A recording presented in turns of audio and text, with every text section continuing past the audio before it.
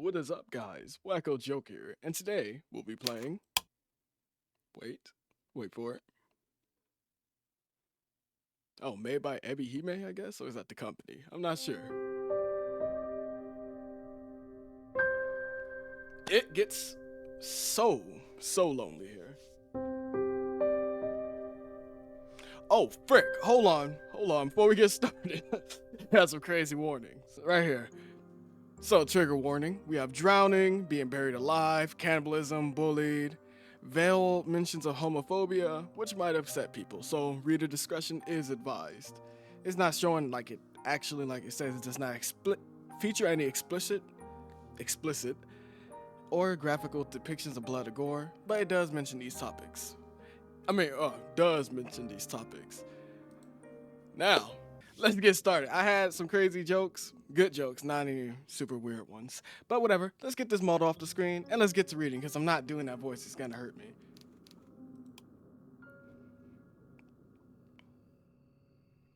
You are running through a forest. Also, this may be multiple episodes because it's like many different routes or some crap like that. Which is terrifying, but I vibe with it.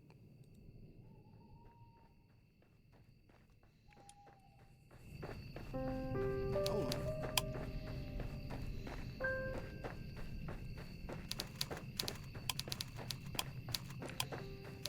That's better. Right, y'all hear the running louder than the freaking music. It is late at night and the sky is black as pitch. There's nothing to light your way, save for the moon's milky glow. But its rays cannot reach you properly. The trees which surround you, jutting out the earth like eerie monuments up to a foreign god, are blotting out most of the light. You cannot see where you are going, even if you had commenced your flight.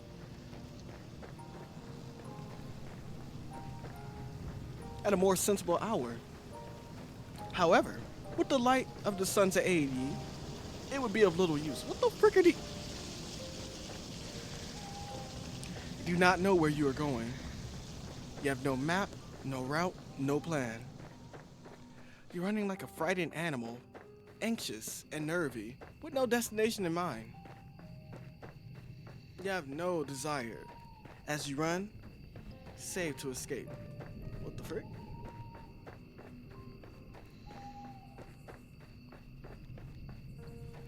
What the fudge? Nah, this is frick.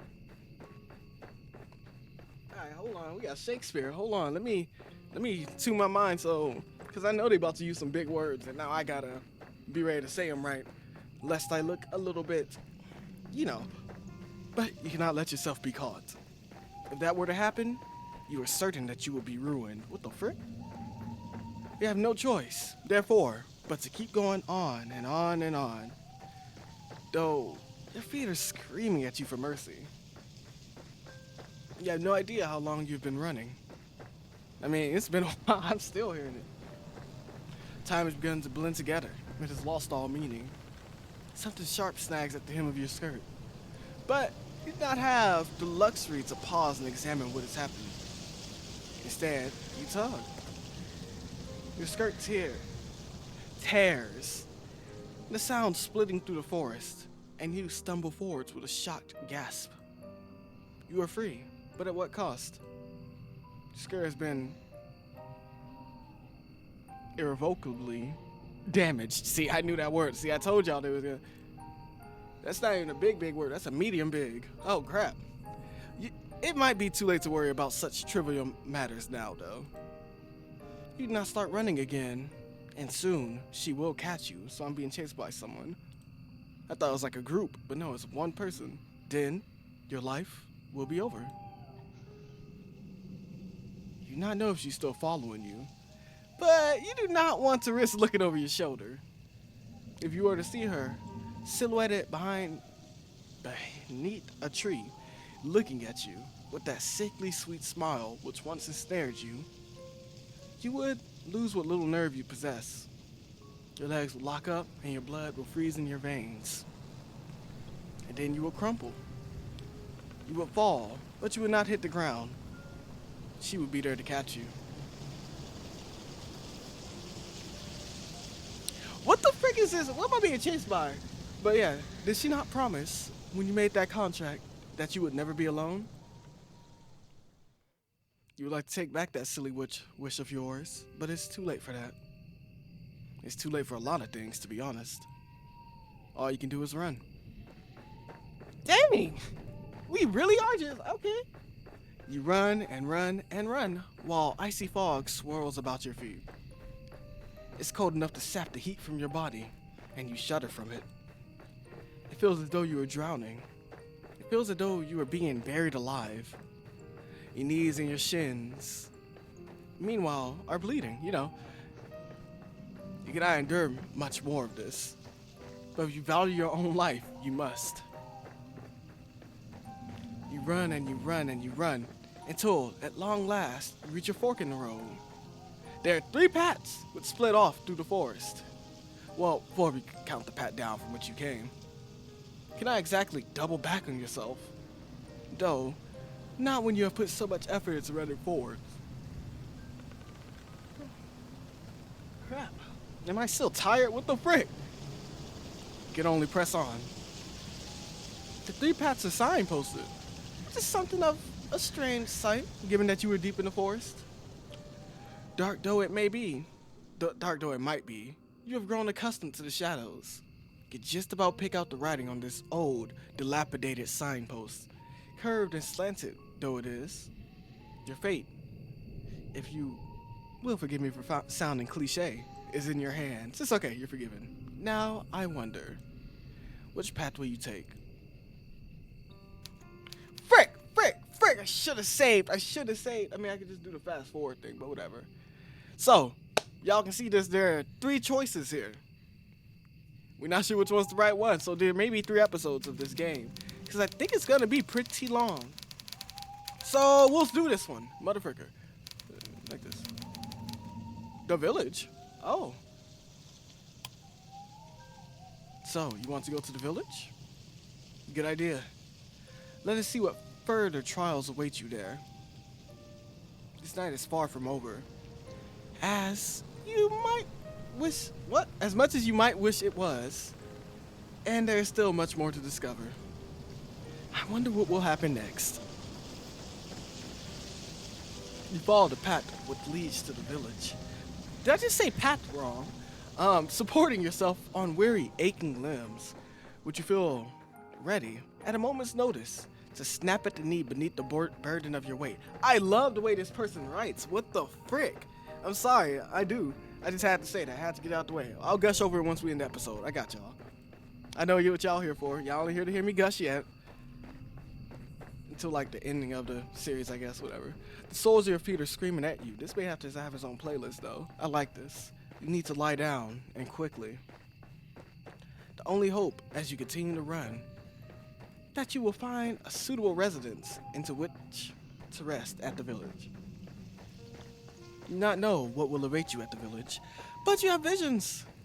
You run, mother fricker, dang it!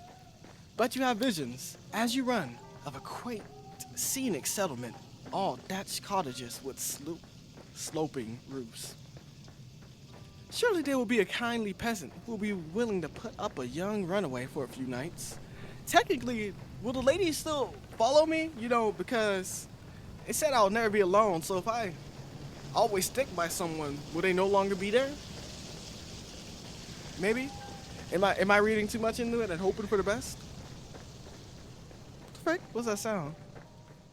You can imagine, too, the face of this kindly peasant from the fairy tales. You read in abundance as a small child. Now, watch you be able to see the person following you through these if you pay attention.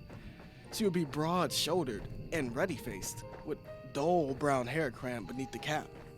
Her arms will be sturdy from many years of washing clothes and milking cows, but she will be kind to you and compassionate, just like a mother. Not know what mothers are like, though.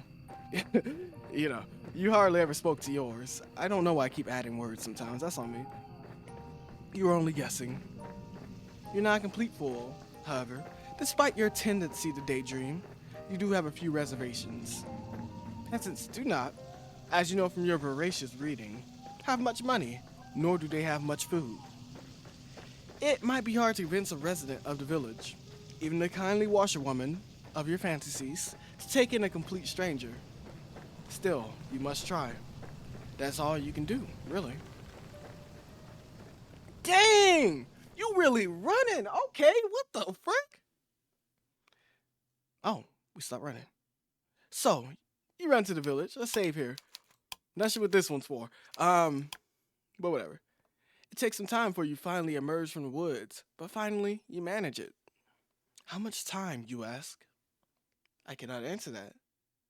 Did I not say that time had begun to lose all its meaning? The forest is behind you now. At least, so like, I can't read. I'm sorry for y'all noticing that. The forest is behind you now, at least. And all the awful nightmares which dwelt within it. It is still cold, though, and still foggy. It's dark too. The sun has yet to rise. See, this is scaring me a little bit. Like, I'm not gonna lie. Let me get a drink. No, because what if the witch catches me? What if I pause like this? Will the witch catch me then? I don't know. I'll be right back, gang. I need a thirst. And I'll leave it recording just in case something cool happens. Alright. Looks like nothing happened. You can see the moon more clearly now, as it hangs above your head, round as any pearl, or orb, or crystal ball. Excuse me. The moonlight shines down upon the village, nestled among the hills like a diorama. Diorama? Motherfricker, how do you say this word? I know the word, I promise. I know. Hold on.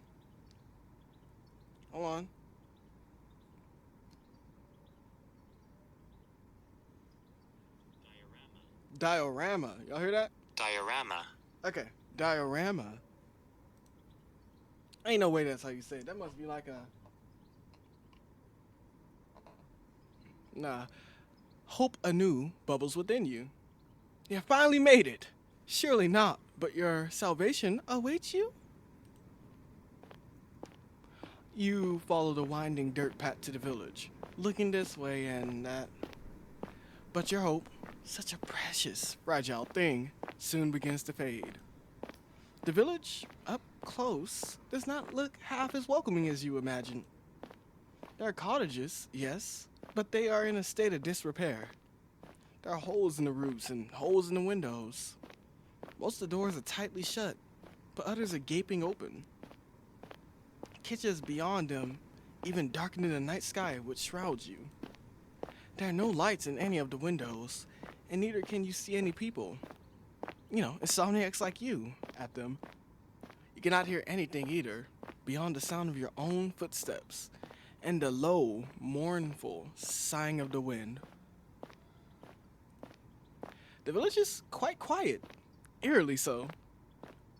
It is immediately obvious, even to a naive girl such as yourself, that something terrible must have befallen this village.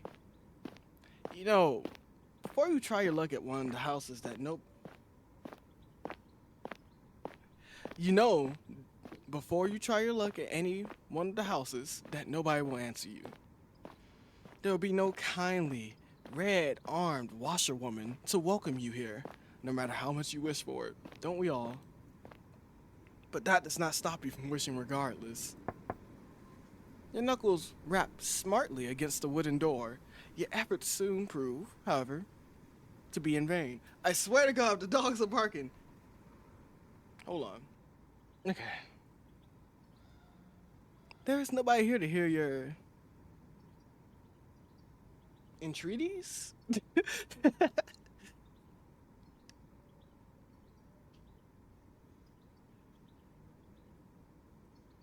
Entreaty. Yeah, entreaties. Yeah, that means, you know, humble request and all that, you know. Your...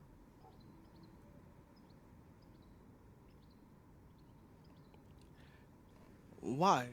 Why they got bark? How very sad. Try another door, then another. But the result is the same, regardless of how many doors you rap upon. Nobody answers you. How could they? There's nobody there. Once again, you have found yourself all alone. I just click. Oh, at least you have found some dwellings in which you can rest your weary head. Will you utilize one of these cottages for your purpose? Let's save again. I don't think that's safe. Nobody is here. You might as well. But no, a abandoned cottage is not what you're looking for. You would far rather have companionship, would you not?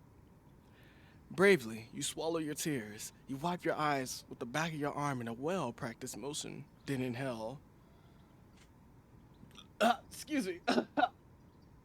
Why'd I have to burp? You square your shoulders, and you keep on going. Surely, the village cannot be completely deserted.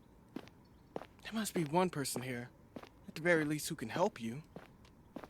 That's what you were thinking as you resume your search. You flip from cottage to cottage, with presses little to show for your determination, until you yet make another discovery. No. Nah, a dark church?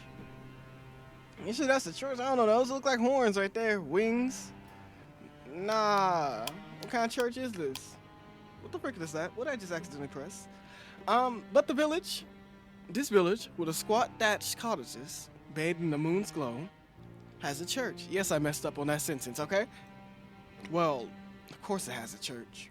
The villagers who once dwelt here were not godless heathens.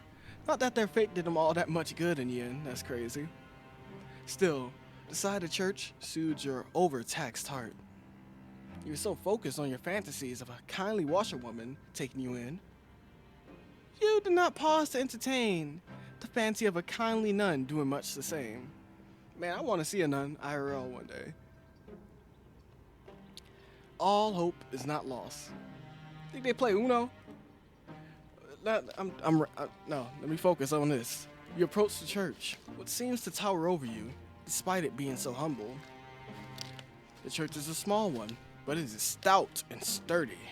It must be, for it has withstood centuries, forever standing, sentinel on this hill, like a relic from a bygone era. The church does not have any stained glass windows, but it does not need them. Even without more luxurious trappings, the church still exudes an aura of dignified solemnity. I love the word exudes, I use that a lot. The stone building is fringed by a sizable graveyard, one which occupies the rest of the hilltop, and some of its sloping sides. What the frick is a huge graveyard? The graves, which have been planted by generations of wardens, are hewn from a similar stone to that which the church's walls are made of. Some of the gravestones are shaped like lozenges, while others are shaped like crosses. A handful of headstones are even shaped like angels, though these are few and far between. Why? I guess it's a lot of work. There are very few people in a village such as this one who can afford such luxurious final resting places. Yeah, that makes sense, because that probably would cost more money to do, since it takes much more work. Whoa, close-ups. You look at the tombstones with an almost childlike curiosity, forgetting in your examination of the visceral, heart-rending, fear which gripped you as you ran through the forest. Oh. Okay, it makes sense that we're older. So I think we're all adults here. That's good. Dang, it's hot. Oh my goodness, it's hot in here. You're out of the woods now. And you have subconsciously already begun to relax. Try to read the names honed into the myriad tombstones, but it is dark and you are tired. Some of these graves are very, very old indeed. You strain your eyes, but you do not have much luck in this endeavor. Oh well. Superfluous detail are not important. Yeah, okay. Hold on. What's this? Who wrote this? I need to see these credits. I mean, link in the stuff is gonna be in the description, of course. Link to the game. Cause yeah, hold on. I need to see if they make anything else. You eventually tire of examining the graves and turn. This graveyard is an expansive one. Unusually so. Like, what the frick? To the hill? But, given the village itself is so small, how can it boast so many corpses? And there is much to explore. Does the east like sweep through y'all or famine? Maybe both? You walk about the perimeter of the church, casting your gaze, first here, then there, then everywhere, consumed as you are by your immense, all-encompassing curiosity. And as you do, you see her. Okay, just in case there's a jump scare. Oh! Love interest, or she looks like an ordinary girl? Small and scrawny, just like yourself. But she is much, much more than her unremarkable appearance might suggest. For some moments, you observe her, hiding all the while, in the shadow cast by the church, like a furtive lizard, clinging against a rocky edifice to shroud itself from the sun. What the frick? There's no sunlight here, though. There's only the night sky, and the stars, and the moon. Beneath the moonlight, a silverly implement the girl is clutching shimmers. The shovel? Or is it this necklace thing? It takes you a few moments to see what it is that the girl is clutching in her hands. Whoa, that scared me. That's the shovel sound. It's not until you see her manipulate it, its sharp edge biting into the earth, that you understand. It is a shovel. This girl is standing in an isolated corner of the churchyard, late at night, and she is digging a grave. For who? Hopefully not herself or me. Well, suppose she could be digging a hole for the sake of it, but her work seems much too precise for this to be the result of mere whimsy. It's hard for you to see her face, given the distance between the pair of you, but her posture is one that speaks of supreme concentration. She moves slowly, mechanically, like a woman on a mission, driving the end of her shovel into the earth, over and over. Her motions are regular enough to be repetitive. There's something hypnotic, almost, in the manner in which she attends this task. Ooh. Whoa, did I just do it? That reading perfectly for a few? Should you risk interrupting her? Hey, either we get snatched up by the witch. Yes, I don't know why I'm doing all this. Like, do you dare? I do. You get the feeling that she would not appreciate it. I think she just yawned. I don't think she cares. What the frick was that noise? The shovel in her hands, meanwhile, is rather hefty. If she wished it, she could cause you no small amount of damage with it. Cold anxiety make your skin prickle. Not know if you should risk speaking to her when she, in her dark cloak, with her shovel, looks so very strange. But what do you have left to lose? Like, come on now. You have come this far. It'd be folly to turn back now. It is with this thought in your mind that you decide to approach the strange girl. Don't hit me, don't hit me, don't hit me. Your footsteps are quiet. You've grown accustomed to slinking around like a cat, but they are not quiet enough. The girl's senses must be finely tuned, because she blinks. Oh, frick! Then she turns. Hold on. Hey, didn't it say, not to say this person's evil, but like, I just remembered, wasn't one of the warnings being buried alive? Is she actually bad? Nah, maybe it's the person that's chasing me. But that wouldn't make sense, so dang, I may have just screwed myself over here. But your eyes meet, and once they do, you feel your breath catching your throat. You did not have a clear view of the girl before, concealed as you were in the shadows. But now, she is looking at you. You can tell that she is pretty. Her skin is very smooth, and her hair, though obscured by a dark hood, I knew I said something wrong there, is very fair. Yeah, I vibe with it. Her eyes, meanwhile, are clear, cool blue, like ice.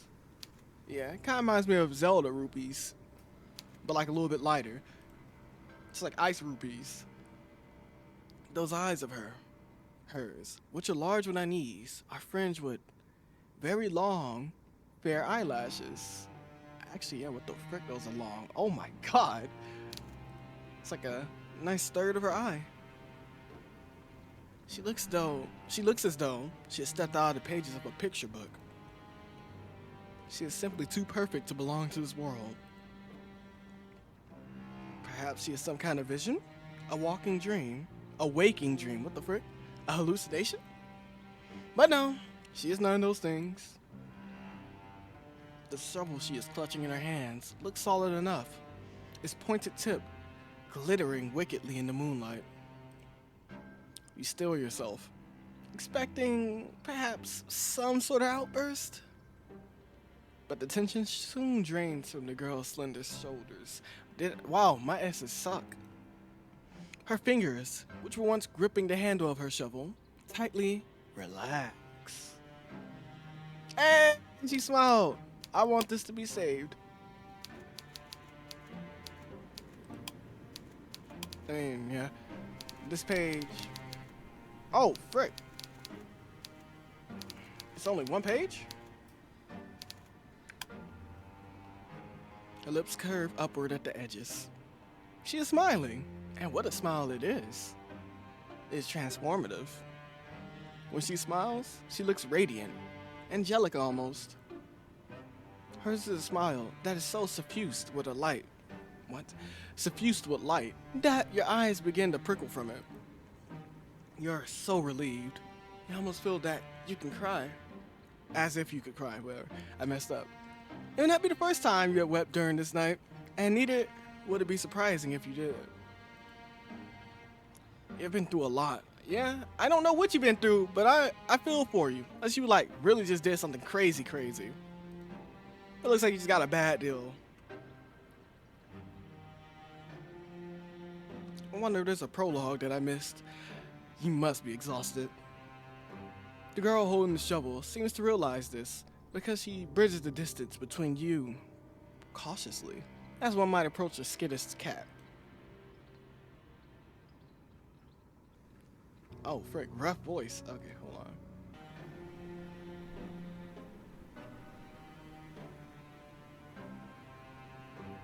Whatever. Let's see. That made me want to read instead. Okay, whatever. We'll just have to find her voice during this. Oh, I don't want to do her dirty though, but it's whatever. Let's see. We're gonna start off with mine, and I'll switch into it once. I'll get into the groove of it. But yeah, no, cause I already been using my voice this whole time.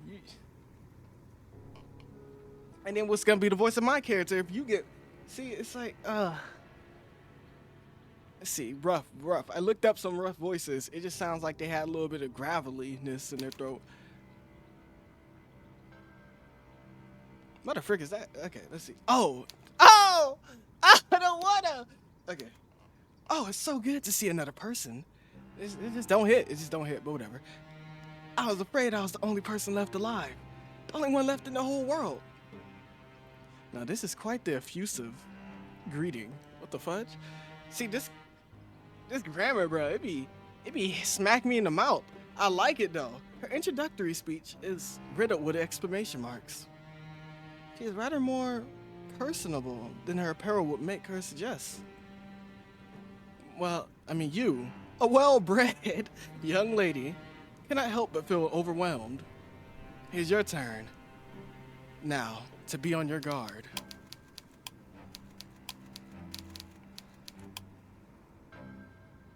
Anxiously, you observe the girl with the shovel, and you ask her what she means. What happened? Oh, did you not know? What the fudge is that? There's an awful lot. Oh, wait. There's an awful lot you did not know. So much, in fact, it would fill a whole encyclopedia. It's kind of depressing. What the frick? No, a whole library. That's even more depressing. What the frick? You shake your head, ashamed at your ignorance, and the girl frowns.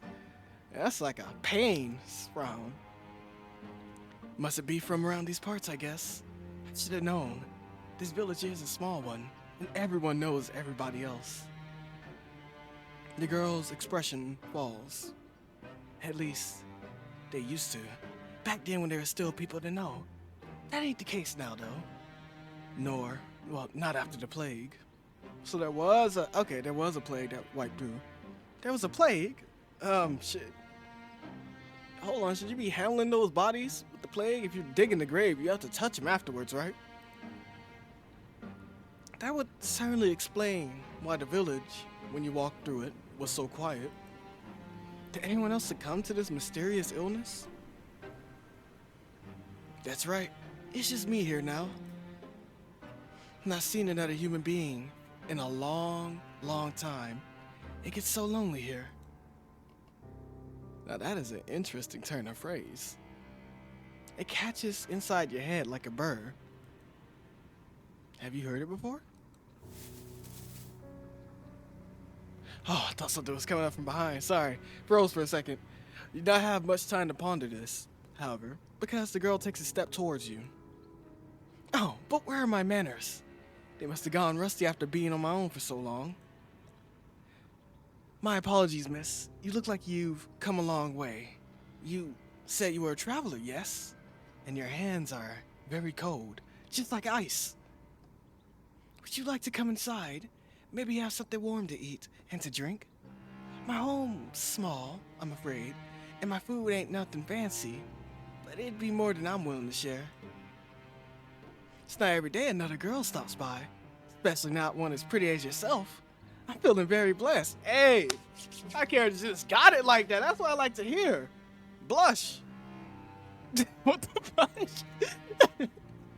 The girl laughs, a carefree, airy sort of laugh, which does not match your initial impression of her. Yeah, I thought she'd be more cold and distant, but now she chill. Oh wait, I didn't read it yet. You thought when you saw her amongst the graves that she would be more distant somehow and more mysterious. Perhaps you're mixing her up with someone else. Still unsure if you can trust this girl. But her invitation is an appealing one. It's much more appealing, certainly, than spending the night outdoors in the cold, kipping on the graves. What are you, a romantic poet? Please.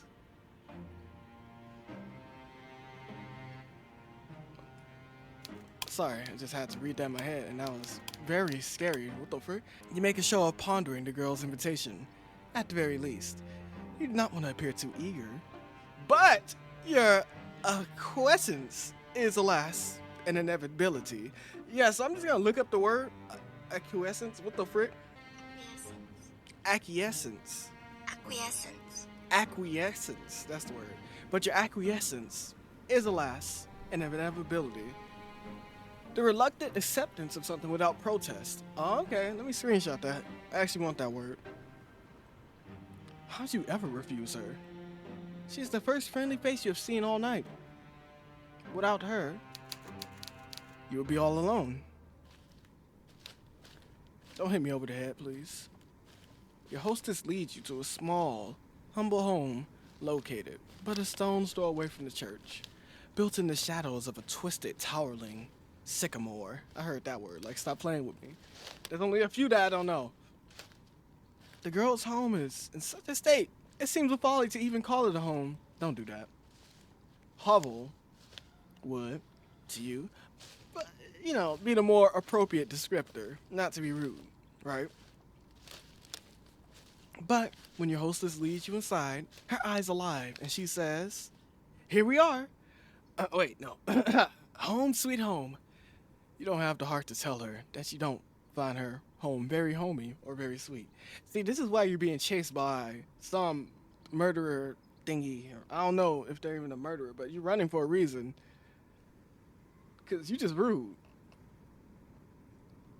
That would be incredibly rude. You still thought it. As the guest, you ought to be more appreciative. Oh, frick.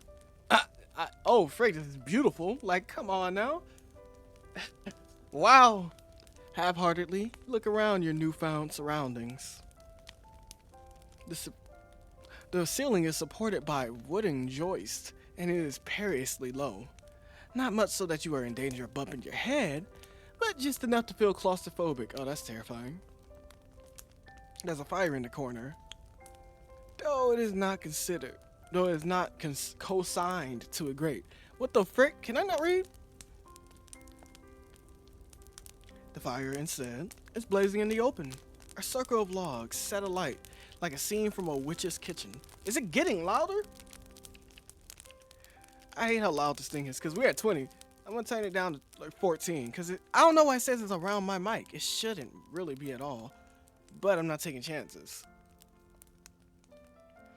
Above the fire hangs a silvery pot suspended from one of the wooden eaves. Other objects of interest are hung from the eaves. You know, iron implements you take to be cooking utensils, various herbs, or I don't know, herbs. I don't know the third one. And strips of meat left to cure. Ooh, so we getting like beef jerky up in here? The smell of cooking fills the air, mingled with the sharp, sour scent of unwashed bodies. Oh, no. Never mind, I thought she meant corpses. No, she meant, we stink. How, you wonder, does your hostess clean herself? Do you not see a bathtub anywhere? Perhaps she does not possess one. The girl's home is unremarkable in every regard. But it is, you suppose, better than nothing. Okay, come on now. I mean, you could have left if you really think it's that unremarkable. Because you ain't gonna do our hostess like that. At least there's a roof over your head and food to put in your belly. The girl looks to the pot suspended over the fire, which she gives a stir with the ladle. Then she brings the ladle to her lips. Hey, I'm drinking from that. Whatever, I guess I'm hungry enough to not care. Please, hey, you better not have anything wrong with your mouth. No offense. I'm not trying to say, like, hey, you got something. But, like, I don't want to take the chance. No offense. Man, I can smell the smoke. Ooh, I'm immersed. Let's stop getting immersed, because there's something. I'm not trying to be immersed in being buried alive. I'm not trying to get that immersed. You can only hope that she is not like the weird sisters from that famous play, brewing a broth with finny snake fillets. Yes, I think this is just about done, the girl says, to nobody in particular. Now just remember that there was slight homophobia too. I don't think you're gonna be one, because you called me pretty, so we chill. And it wouldn't be the woman chasing me, right? Because I don't think so. So maybe it's gonna be either the castle or the shore where I'm gonna experience the homophobia.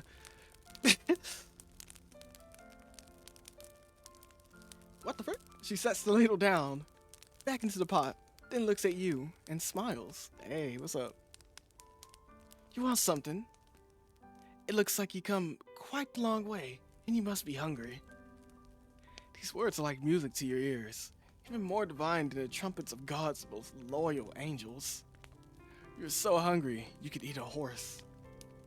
Not that there are any horses in the immediate vicinity, but you know what I mean. You express your interest to your hostess, who smiles in response. I thought you liked the sound of that. Just give me a few moments. Oh, those are bowls. Sorry, let me stop reading this before. Let's get surprised together. Your hostess retrieves 2 earthenware bowls from a cupboard with rickety hinges, into which she pours the 2 hefty helpings of whatever the frick she is cooking. This she serves with bread, which is so hefty it can be used as a murder weapon. Oh, never mind. It's not much, I'm afraid. It's only soup and bread. But, it should take the edge off your appetite, though. You thank your hostess for her hospitality, your stomach rumbling all the while. Just don't hit me over the head with the bread, please. Still don't trust you after learning I could be buried alive. The soup does not look like anything you would typically consume, though. Soup does not look like anything you would typically consume. But, the poor presentation of it does not dissuade you. It's true enough that people eat first with their eyes. But when one is hungry enough, one becomes obliged enough to eat almost anything. True that. Why else you think that people, when stranded upon desert islands, will resort to cannibalism? Hopefully that's the only mention of cannibalism. My character won't be eaten alive.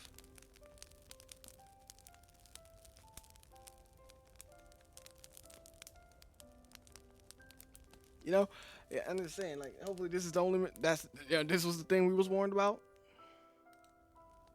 Humans are creatures of necessity. I messed up on that sentence, my bad. Turn that back up.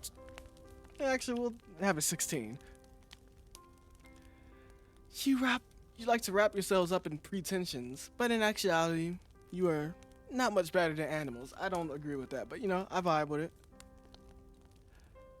You are so hungry, your stomach is achingly empty, that you certainly descend upon your food like an animal. Your teeth glint, your incisors, I don't know how to say it. I know the word, I don't know how to say it though, gleam. And soon, you have consumed all that your hostess has offered you. Your hostess watches you eat, and she giggles once you are finished. Dang, how fast we eat that. Did you enjoy that? Oh, quite so.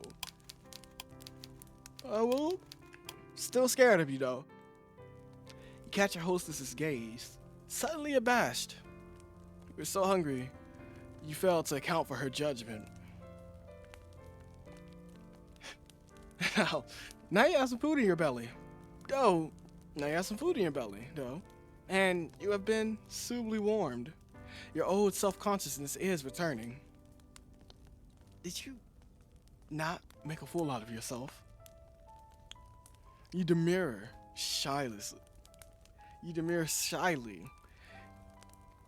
Am I saying the word shyly wrong? You demur shyly, looking at your lap, fearful all the while of what your hostess might think of you. You do not want her to take against you.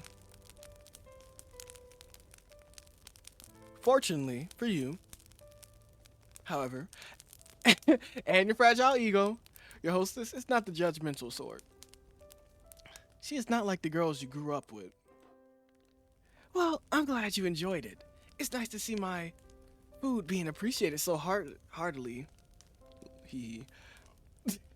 I'm sorry. The hee-hees. I'm traumatized. I know I'm not the best, but I've been practicing, you know, for a long while. And I used to cook for my father all the time, you see. This remark catches your attention. Quizzically, you look at your hostess. Your abashment over your animalistic eating habits suspended. What happened to her father? I mean, there was a plague that happened, but he also could have went out from age.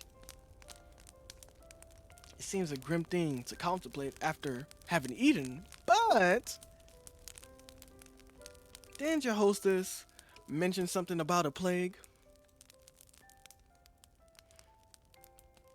Ooh, that's a scary face.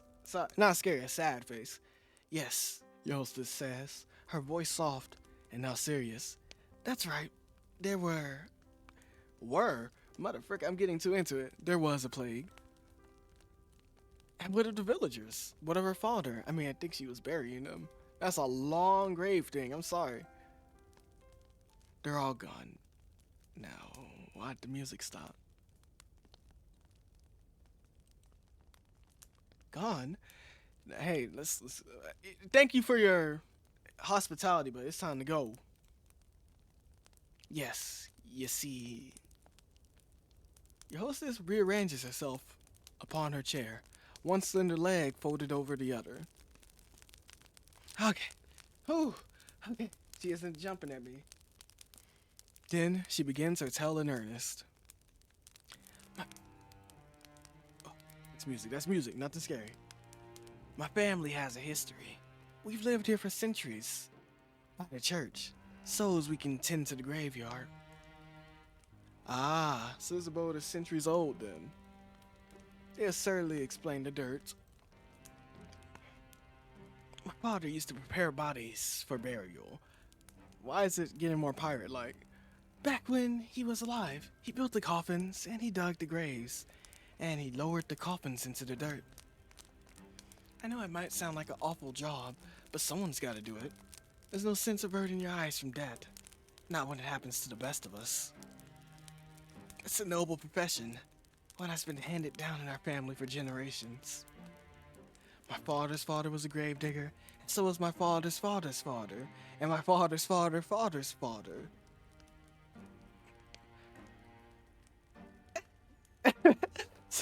Sorry. Digging graves is in our blood. It's who we are. My. That was a surprisingly pretty speech coming from a girl who lives in the countryside.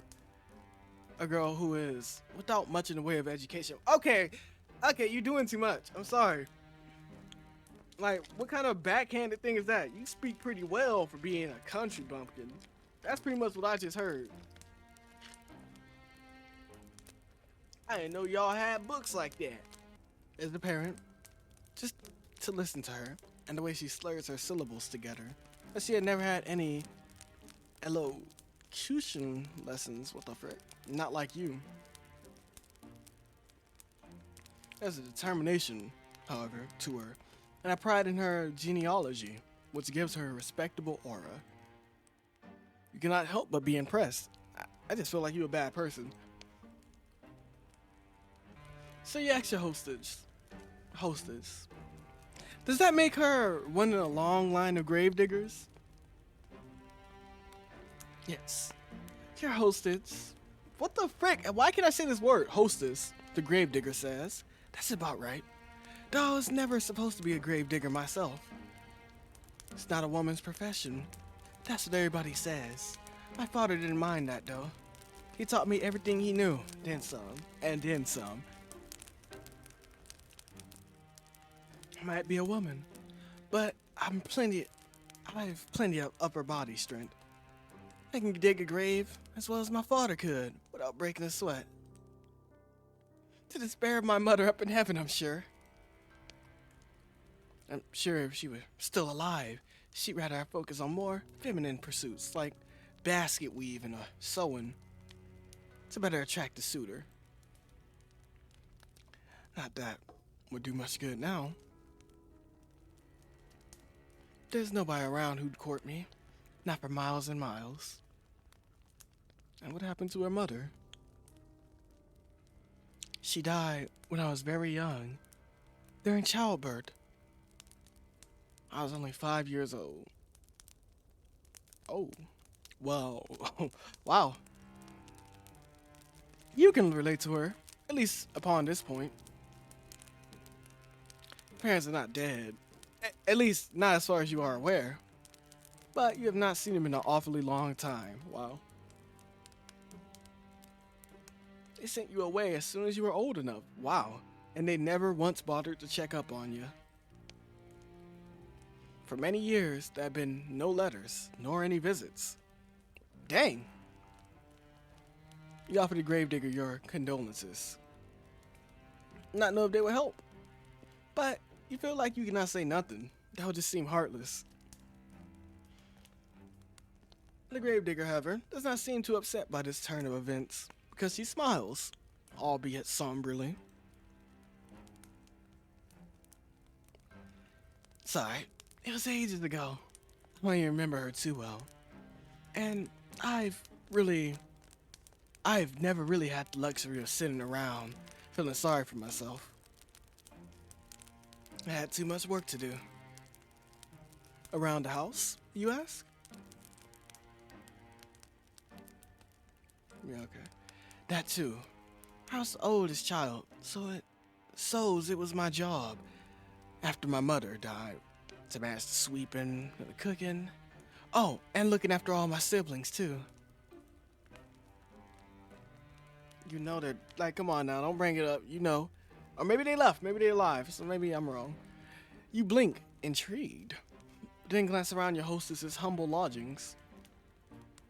Not see any siblings in the immediate vicinity. Where could they be? The gravedigger must have noticed your roving eyes. You're not being exactly subtle. Because she shakes her head. I had siblings. Had. Two younger brothers. They're both gone now. Oh, you should have known. Yeah, you should have. What the frick? You apologize to the gravedigger for your lack of tact, but she does not seem upset by this fox paws, or however you say it. Don't apologize. It's not your fault. Brothers weren't long for this world anyway. The youngest, he died when he was still a babe, and the oldest, he died before he reached double digits. Wow! Wow. Dang, you just, whoa. You going through it. You really going through it. I was upset about it at the time, of course, but I come to terms with it. Life's a fleeting thing in this wicked old world, and that's something you learn in this trade. Digging graves, I mean. I dug graves from the elderly and the infirm, but I've also dug graves for young babes still in their swaddling clothes. That's depressing. That's the nature of death, you know? It comes for us all in the end, no matter how old we are, no matter how much money we have, no matter how good or bad we've been. It's the great equalizer. Or so I've heard. Yeah, same thing. Or whatever, or so I've heard. A chill creeps down your spine as you listen to your hostess's speech. She's not wrong, but the inherent morality of all humankind is not something you wish to contemplate, you know? It's too disturbing. Dang, we still... Alright. For the longest of times, my family was a small one. It was just my father and me. But that was fine. That's how I liked it. I was very happy, even if our lives weren't the best. I never had any fancy clothes to wear. That's not fancy? I'm sorry, that looks kind of clean. But you know. And we can't dine on the finest of foods. In the grand scheme of things, we ain't anything that special. But I've always felt otherwise. I thought that I was blessed. We knew hardship, of course, and famine. That's just the way life is around here. When food supplies were low, we always helped one another out. I had my father, but I also had the rest of the village.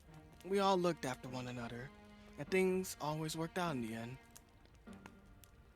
At least, they did. Until the plague happened. Yes, she had mentioned the plague. Been wondering when she was going to return to that topic. You suppose that the plague is the reason that the village, as you traversed it, was so very empty? You'd suppose right. The plague tore through the village. I don't remember when. It was like a while ago. But maybe it wasn't that long after all? I don't know, you got some torn through roofs. It's probably been a nice while. At least 5 years, you know what I'm saying? Feels like I've been on my own for centuries, but... Your hostess's eyes begin to cloud over.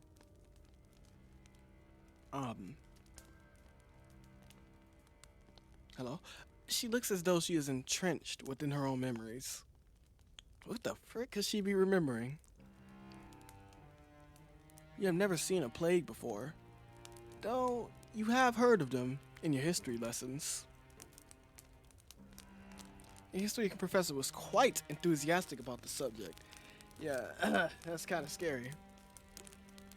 She talked about piles of dead bodies stacked upon the streets, and stacked up in wooden carts to come and... This is what I get for messing up on words. She talked about piles of dead bodies stacked up on the streets, and stacked up in the wooden carts, come to take them away, with no shortage of napalm. She was a strange woman, your history professor. The plague came on very suddenly. There was no warning. One day, everyone was fine, and then the next, they were all dead. It is with no small amount of anxiety that you eyed the gravedigger. Then you asked worriedly, surely they could not all have died. You like a ghost or something? Is that not an exaggeration? Oh, frick. Oh, if only. I wish I was exaggerating. Oh, it's the truth. Honest to God. The people in the village died, one after another, just like that. I saw what the plague does to people firsthand. My father was one of the first people who caught it. I think one of the bodies which came through that we buried must have had it. Not that I know for certain. I'm just guessing, still.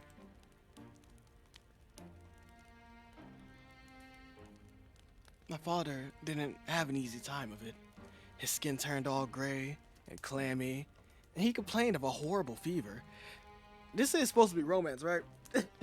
Because right now I'm getting a little bit sad. And he complained of a horrible fever. There were night sweats and stomach cramps. And then there were the boils. The boils, don't tell me they was popping on people. Pustules. They were the size of eggs, and they were filled with pus. Ugh. When they burst, it stunk. Oh my god. The house was full of it. Stink of death. That is disgusting. The wise woman of the village came to see if she could be of any help. I mean, of use. But it was no good. My father was far too gone already. She took one look at him, lying on his deathbed, and she shook her head. She said she didn't want to get any closer.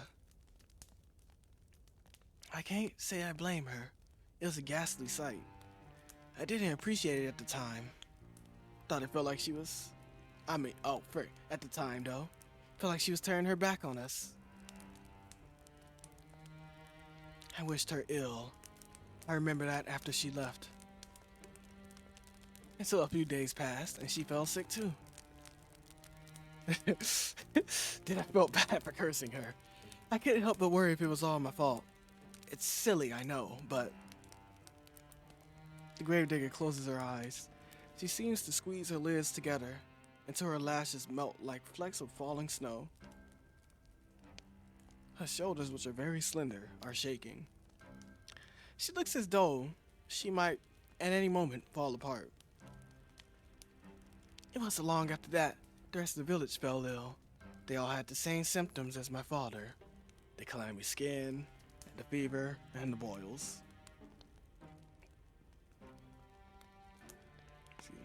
The boils grew, then they burst. And then they died in screaming, stinking agony. Yeah, that probably has to hurt, because that's your skin inflating and then popping. Ugh! Sorry, I gotta remember your father died like that too, and all your people. My father died too, only 3 days after he fell ill. But I think even that was 3 days too many. I didn't want my father to die. Of course, I did everything I could to help him. But it was all pointless. None of my herbal salves had any impact. Couldn't make a blind bit of a difference.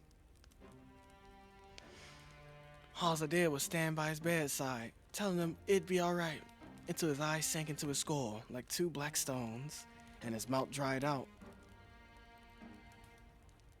During that last day, before he died, he might have been a corpse already. He didn't look at me, he didn't speak to me. He just lay in bed with his eyes closed, groaning. What the frick? Where's the romance? I messed up, please. This is depressing.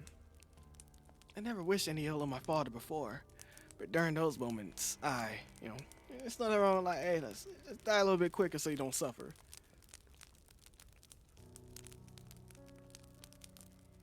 Man, okay. The gravedigger squeezes her hands, which are resting upon her black-clad lap, into fist. She trembles. Then, in a voice throbbing with awful emotion, she says, I wish he just died.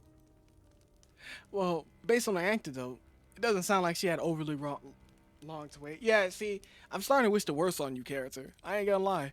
You're being a little bit too rude. I wonder if she should, would consider that a silver lining? No, perhaps not. I'm doing too much. The gravedigger is still shaking. just in case you start to crash out on me. She will not cry, will she? You hope not. Awkwardly, you look at the gravedigger. You know, you're not sure how to soothe her, but you know you must make some sort of effort, even if it is a token one. You shift upon your chair, which feels very cold and hard beneath your thighs. Then you say very softly that you were sorry. Wow. It's not much, but it's all you can think of saying.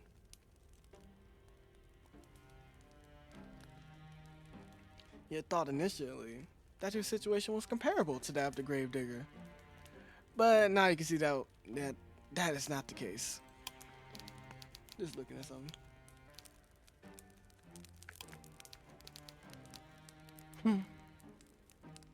Her suffering has far outstripped your own.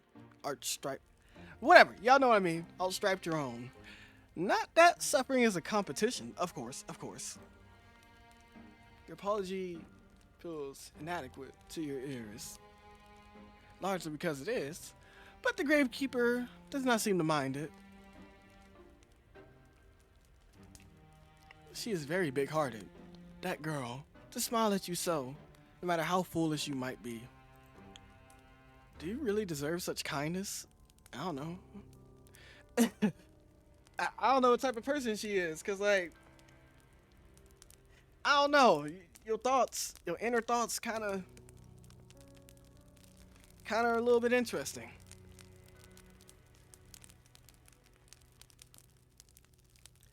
Oh, again with the apologies. It's all right. Like I said, you didn't cause any of this. I'm not upset at you. I'm just recounting what happened, is all. I do wonder, though, why I never fell sick myself. Thought I was going to die, so I'd already prepared for the Reaper to come and take me away. But maybe he wasn't interested. Maybe he already satiated his appetite on all the others. Or that. Or maybe he thought he had to leave me alive for practicality's sake. My father gone, who else would tend to the dead? That's kind of evil. I was the only person left by the end of it all. So I had to bury the people in the village. They're all resting peacefully now, under the earth, where the plague can't reach them. On one hand, I'm happy for them. They were able to escape from all their suffering. When I think about all the people I've lost, though, the gravedigger tenses. Then she sniffs. I think about the kindly washerwoman who helped me scrub the mud and dirt from my clothes. Dang it! Should have been me! Aha! So this village did have its fair share of washerwomen, after all. It seemed your earlier insistence upon this particular point was not without merit. And the handsome young farmhands who used to flirt with me. The priest who preached at the church, who told us wonderful tales of paradise, and the children who skipped stones on the lake and play hopscotch in the streets. I can't help but feel so lonely. Hey, I'm just saying, time to dip from the village. I mean, everyone's buried. I'm not sure if you just want to live in this little shack for the rest of your life, but hey. The gravedigger's eyes begin to shine once she finished her address with tears. But she did not let them fall. Yeah, I messed up on that, okay? She is being very brave, much more so than you are. Anxiously, you extend a hand towards her, meaning to... What? What? Give her a hug? You don't know her well enough. Pat her head? That would be infantilizing. Squeeze her hand? Oh, never mind. Perhaps that could be misconstrued as a romantic overture. And that's the last thing you want. Was this not a girl love? Did I mess up here?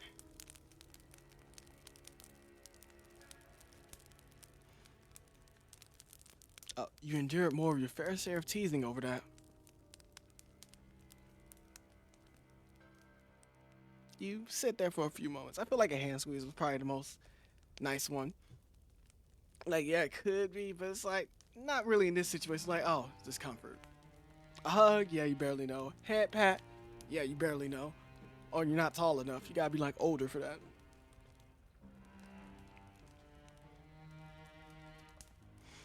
You sit there for a few moments, paralyzed by indecision, as the gravedigger poorly suppresses her sniffles. In the end, you let your arm drop back to your side. Your hand rests upon your lap.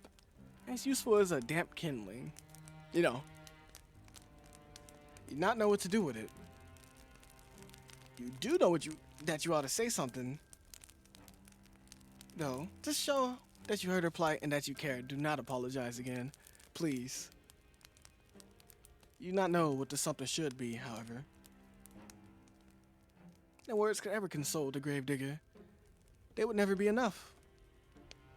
They could offer some balm, however, to the bereaved. And so, after a pause, just long enough to be awkward, you offer your condolences. Oh my God! I'm sorry. No. You should have just went for the hand. What else can you say? I don't know.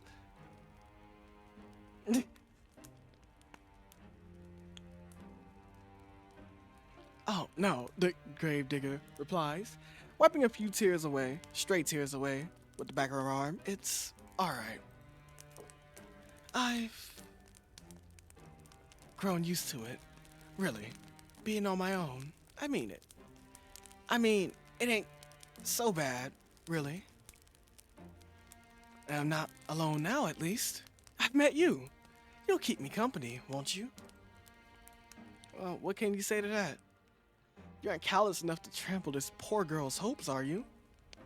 You know full well yourself how awful that feels.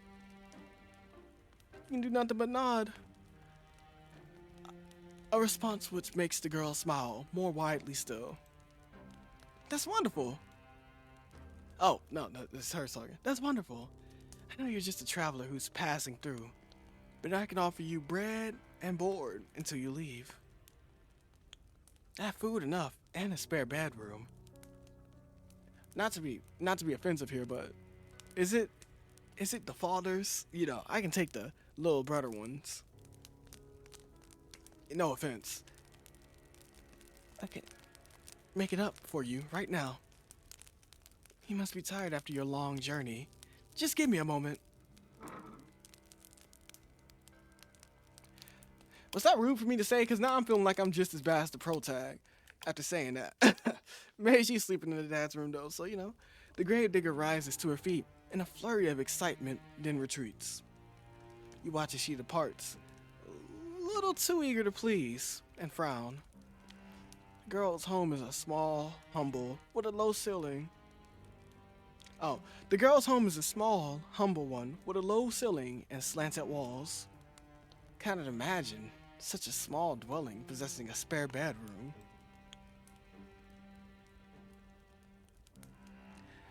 The so-called spare bedroom is, in all likelihood, the room her father slept in before the plague carried him off. You said it, not me. You, do not think that you would like to spend the night in the room of a dead man, but what choice do you have? You're tired, wretchedly so. Why? It's all you can do to keep your eyes open.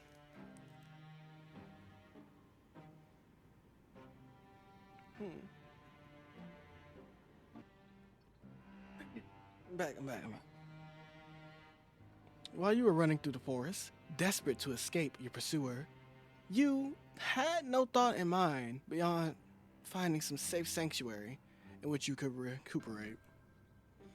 Now that you have found said sanctuary, it would be unreasonable to find faults within it. Or with it. I'm not sure how... I'll turn up the music, my bad. Don't know where it's at, but hey, you ought to learn to be more thankful for what you have. Yeah, there are many, many people in the world with less. Motherfricker, don't do that. Okay, it's not the worst bad. You rise and follow the gravedigger. Once she had finished her preparations, her so-called spare bedroom, which is every bit as cramped as you feared it would be. At least there is a bed, which comes as something of a relief. The rest of these lodgings are so humble. You were half expecting a straw pallet. Come on now, come on now. As tired as you may be, you cannot lie to yourself.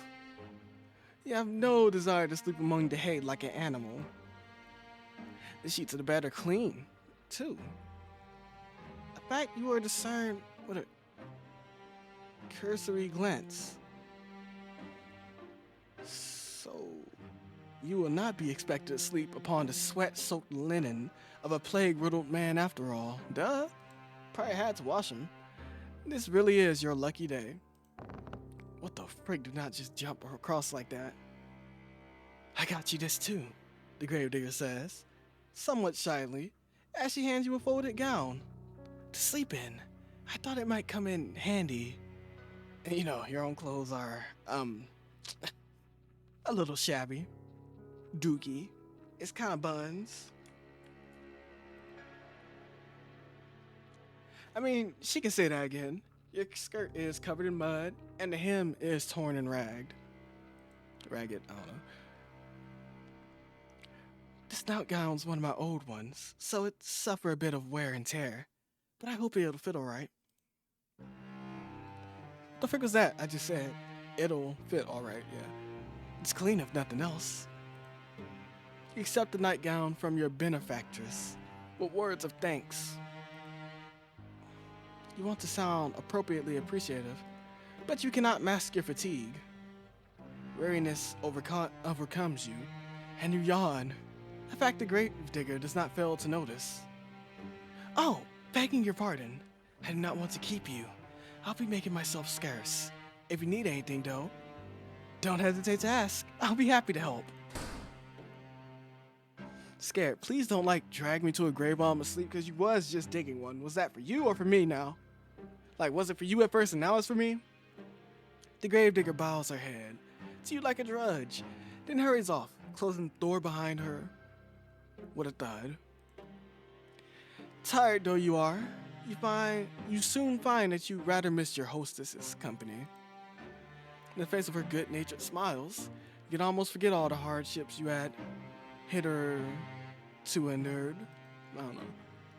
In her absence, however, your lodgings feel almost unbearably cold and inhospitable. You suppress a shudder, then unclothe yourself. You work as quickly as you are able, but your fingers are cold and they fumble at the buttons of your blouse. Takes you more time than you would like to complete this endeavor, but you soon have your shirt and your skirt dispensed with. You're too tired to fold them neatly, so you're not bothered to fold them at all. Just put them in a pile. Yeah. Instead, you cast them carelessly upon this floor, as defiant as a sulky child. Then, pull on your new nightgown. Your hostess's warnings earlier were apt enough. It is quite worn, but it fits quite well. It fits well enough. What the frick? It is more comfortable, at least, than your old uniform. You have endured worse. Newly dressed and ready for bed. Why did it get quiet? Sorry, I got quiet as well. You loosen your hair from your braids and settle down among the sheets.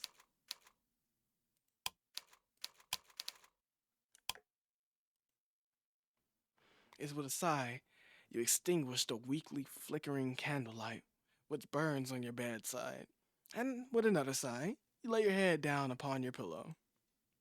Though physically exhausted, you have to wonder whether you will be able to sleep at all. Sorry, I'm scared. I'm very scared now.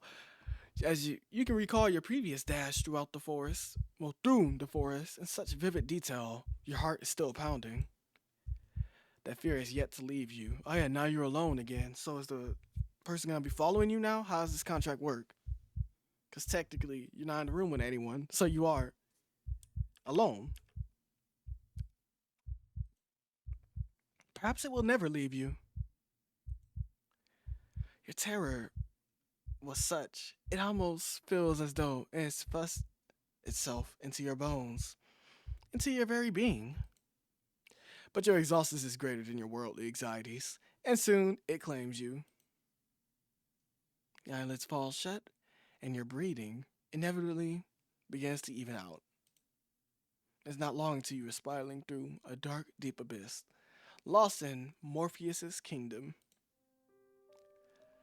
But you sleep, despite your wearied state. It's not as restorative as you had hoped. Your imagination has, I'm sorry, I'm just getting a little bit nervous now, has always been overactive. Even at the conservatoire, you are frequently beset by dreams of the most vivid nature. The dreams that you have this night, lying beneath unfamiliar sheets upon an unfamiliar bed, are no less intense than usual. In your dreams, you are back at the conservatoire, a place where the adventure of yours began. You are wearing the crisp white blouse you once discarded, and your gray, unremarkable skirt. Your hair is tied in braids, and your eyes are downturned, forever focused upon your feet. Try not to look at your classmates, and you thought yourself unfortunate that they did not look at you in return.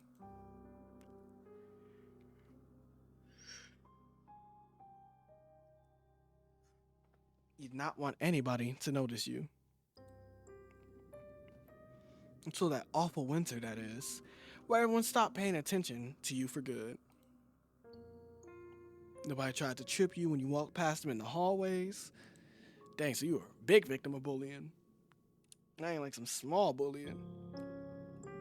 Nobody, in fact, so much as glanced at you. Fuck these noises. All of a sudden, there were no malicious whispers, no wicked laughter, no pulled hair, and no thrown objects. You were giddy with relief, at first, over this newfound means of tormenting you that your classmates had devised. But this little game, that of complete and utter disregard, continued on and on and on as the days grew shorter and the nights grew longer. As time passed, you began to fret at the state of your own corporeality. Can anybody still see you? Did you even exist at all? Then at long last, you found it, quite by accident actually, the source of all your woes. One of the girls had erected it in the forest, though, which you were sometimes bidden to jog for PE class, beneath the shade cast by an old oak tree. It was a makeshift tombstone, a small, meager monument made of stone upon which your classmates had honed a name. Your name.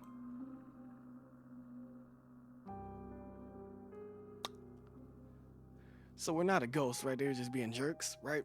Right? You know at once, as you stood there, standing between the shade of that ancient tree. Yeah, because we were bleeding, so never mind, that this was the reason behind your classmates' silence. This is why they had, for so many months, been ignoring you so assiduously. I don't know. They had buried you. In their hearts, you had already died. That was depressing as frick. What the frick?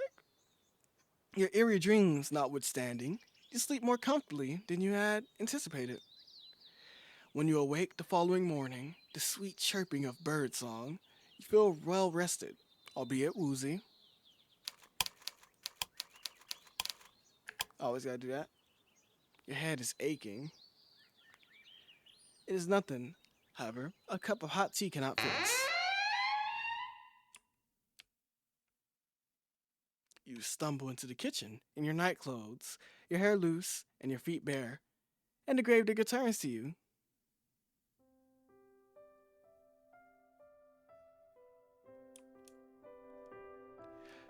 What the frick is my phone? Oh! Sorry, I dropped my phone for a second there. She looks at your face, which is pasty, and your under eyes, which are dark, and exclaims in a manner of one accustomed to solving problems, not complaining about them. Oh, you look awful. I think you need something warm to drink. And maybe you need something to eat too. Let me get started on breakfast. And that is exactly what she does. She gets started on breakfast, which proves to be quite the simple affair. Nothing like the luxurious food you were accustomed to in your past life. The bread is hard enough to break your teeth on, and the cheese is a bit too strong. It is food all the same, and you do not complain. Your stomach was beginning to grumble. The tea is inoffensive, at least, and you drink it gratefully. You thank the gravedigger girl for her hospitality, and she smiles at you in return. A sunny smile, like a field of blooming bellflowers. It's no problem. Don't hesitate to ask me if you need anything else, she says. Words which come to symbolize your relationship. You stay with the gravedigger for many, many more days, and limited though her means might be, she always tries to help you. The gravedigger sets you chores about the house to keep you occupied, a fact which you are grateful. You need to do something to keep your mind off your frantic flight through the forest. You can almost forget about it now during the day. During the night, however, it returns to you. The sound of your feet against foliage and the swirling fog. When you sleep, you are assailed by nightmares. Sometimes you awake after midnight, the sheets twisted around your body, and your mouth gaping open in a paroxysm of horror. Though you try to tell yourself otherwise, you are still afraid. Being with the gravedigger makes you feel less so, though, particularly when you are sweeping the floor or keeping an eye on the bread loaves so they do not burn. You attend to most of the domestic chores, while the gravedigger concerns herself with the work she knows best, and that is digging graves. Well, the music stopped again. Her dogged persistence when it comes to this pursuit intrigues you, so much so that you cannot help but posit a question to her one particular morning, when the sky is festooned with clouds. So we gonna get cooked. Alright, this is it. Here we go. Here's the days that are about to no longer be happy. Why? You ask her, perhaps a touch insensively. Dang, I can't say that word. Do you continue to dig graves? There's nobody left after all to dig them for. You've always been practical, and you cannot see the point in it.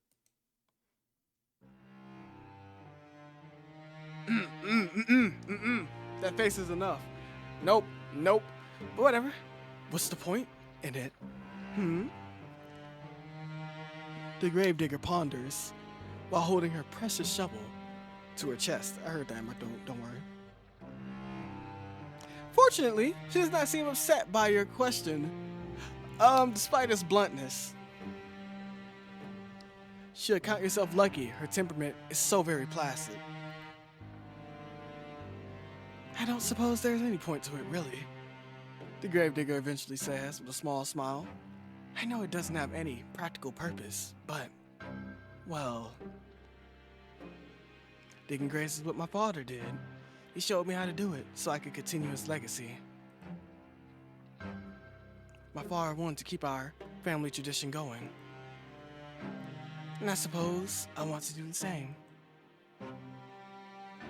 That's all there is to it, really. That's all, is it? You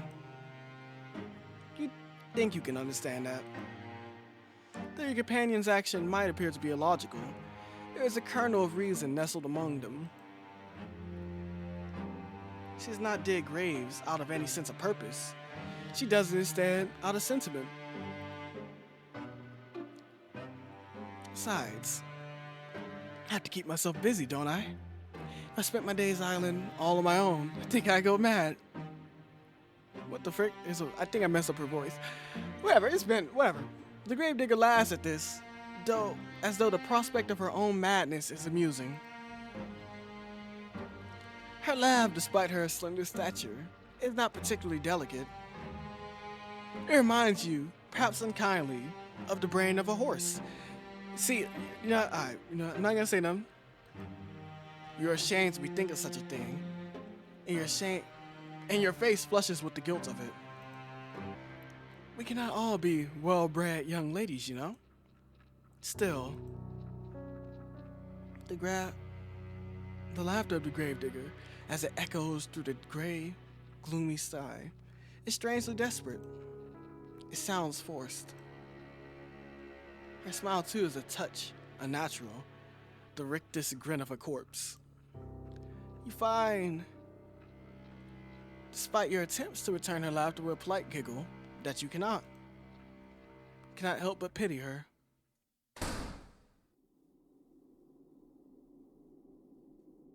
You retreat indoors briefly after you talk with the gravedigger.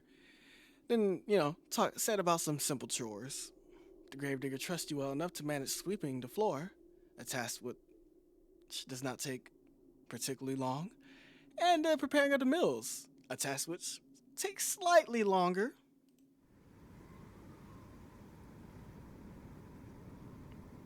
It is not until much later, however, once the sun had already sunk beneath the horizon and the moon is high in the sky, that the gravedigger returns from the outdoors. She is windswept after many hours exposed to the elements. There's dirt caked beneath her fingernails. The gravedigger, removes her cloak, which she hangs by the door, then looks at the pot suspended over the fire. A fire which you stoked with your own fair hands. The scent of cooking food, that of garlic and onions, fills the air, sufficing the interior of the kitchen as a homey aroma, which makes your stomach rumble. Taking stock of this, the gravedigger smiles at you, a toothy smile, which despite her status as a lowly peasant, is surprisingly clean and bright and white. Okay, come on now. I mean, I understand that one.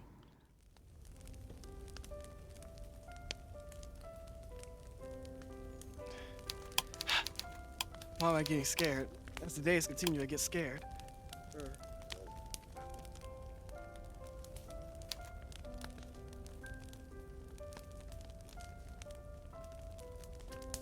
Okay. Thank you so much, dear one. It's nothing like returning home after a hard day's work to find dinner already prepared. Now, let me give it a test. The gravedigger dips a spoon into the soup, then brings it to her lips. She blows upon it as she places the spoon into her mouth, the wooden utensil clacking against her teeth. You observe this with a touch of anxiety. Will she like the food which you have prepared for her? Hopefully. You've cooked for her before in the past, and she was always very complimentary. She complimented your food. Yep. Cooking is not your forte, however. What the frick? What's that face she's making? You never had to concern yourself with it, really, growing up in relative comfort as you did. Think that you enjoy this rural, rustic mode of existence more than you did any of the privileges of your past life. At least now, with the gravekeeper, you have a steadfast friend, a staunch ally. When you were with her, you were not alone, and that is worth its weight in gold. Hey! The gravedigger exclaims, after drawing the spoon from her lips, a smile bright, a guileless one. It's delicious. I messed up on that, yeah. Your face flushes at this compliment. You are accustomed to receiving them, and it makes you feel good.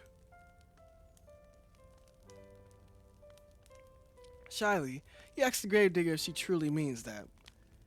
A query which makes the gravedigger smile. Of course I mean it. You've become quite good at cooking, really. That is a relief. You're not very good at all this cooking malarkey in the beginning. not know how to handle a knife, know how to peel a vegetable, and you cut yourself more than once. Sorry, that was just gross. You bled into the soup on several occasions, but never once did you throw this sullied soup out. The gravedigger lives a humble existence, and she cannot afford to waste her precious ingredients. Your soups during your stay here have all been seasoned with the slightest hints of iron. Today's soup, however, is marked a step above all the rest. You did not cut yourself with a knife even once. Maybe your companion's compliments are not empty fluff. Maybe you really are improving.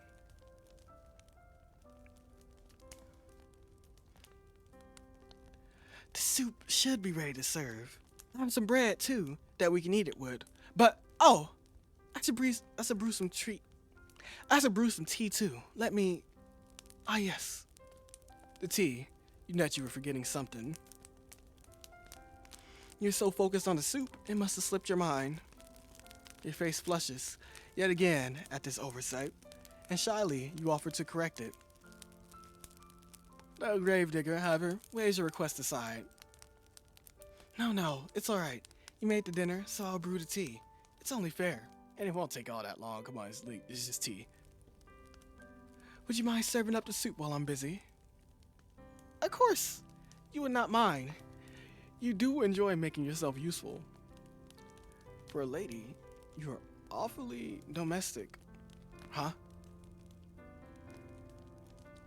You work alongside the gravedigger to finish your nightly meal, and together, you serve it. Soup and bread. Where's she getting the bread from? Alongside 2 cups of piping hot tea probably from the church, prepared by your hostess's own 2 hands. You sit together at the table, then partake in this simple fare after saying grace. The soup is really quite good. Soup really is quite good, despite it being made from only the most commonplace of ingredients. There's a bit of kick to it, and it warms you from the inside out. The tea, meanwhile, is very soothing, so much so it makes you feel rather sleepy. Scared. I know she probably didn't drug it, but you know. You would like to sit with the gravedigger for a little while longer and tell stories as, sometimes in the past. That or play cards. The nights are long, and there's no better way to pass them than spending time with her. Games an old maid, alas, will have to make. Wait, you were too tired of it. Well, for it. Freak my life. You not know what has happened, but after consuming your victuals, you feel utterly fatigued. Yo, you didn't drug me, right? I'm just tired. You explain your predicament to the gravedigger, between your yawns, and she nods in response. That's alright. You don't need to stay up with me, not if you ain't up to it. You should head off to bed and rest up that pretty head of yours. Hey, you do not think you are particularly pretty, but you do presume that the gravekeeper is just regurgitating that phrase to you. Regurgitating a phrase to you. Mother, she does not truly mean it. How could she? She is far prettier than you are.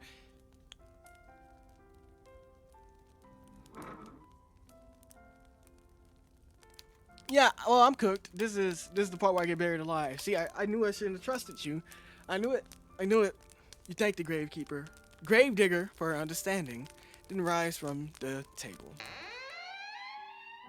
You retreat to the spare bedroom on trembling legs, then change out of your clothes.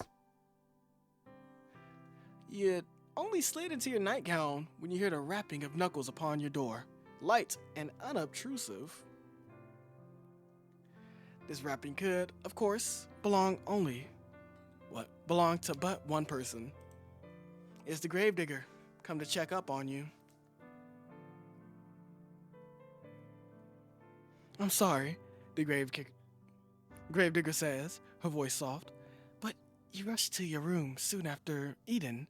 I couldn't help but worry about you. Would you mind if I took a look at you? I just want to see if you're alright. I mean, yeah, maybe it's symptoms of a plague. Yeah, the grave digger is trying to keep her voice steady, but you can hear it wavering regardless. She really does sound concerned, so much so, she could very well be on the brink of tears. You do not want her to cry for you. You'll feel horribly guilty if you upset her, even inadvertently, given all she has done for you. You bid the gravedigger entry into your room. Therefore, without further delay, an invitation she hastens to take. You didn't jump scare me that time. The door swings inwards with a creak, and there your hostess stands, still attired in black. Her clothes, a stark contrast to your pure white, well, off-white, nightgown.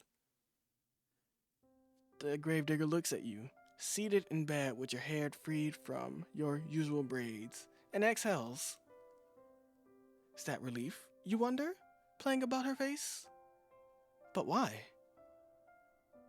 What was she expecting to see exactly before entering your bedchamber? Thank you for letting me in, the gravedigger says, toying with her fingers. How do you feel? Not too terrible, you reassure her.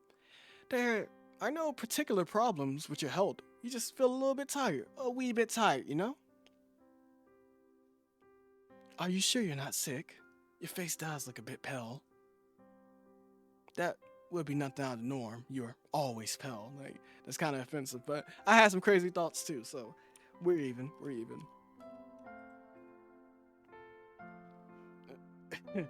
True. Now, is there anything I can do for you? Would you like something warm to drink? Or maybe a hot brick to place in your bed? It should keep you warm. I like the idea of a hot brick. You appreciate your hostess's thoughtfulness, but you reassure her that this won't be necessary. You'll be fine. I hope so. I thought that about my father too, before The gravedigger begins, but her voice soon trails off. Don't worry, the plague should be gone, right? You clean up this whole house after, right? She's not finished that thought. She does not need to. Now, what she was thinking of before she entered your bedroom. Cold, clammy skin, a sweating brow, rank, oozing pustules.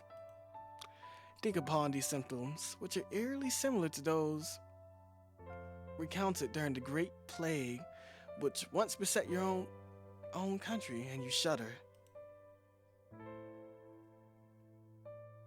If you don't want anything, then I'll be on my way, the gravedigger says. But before that,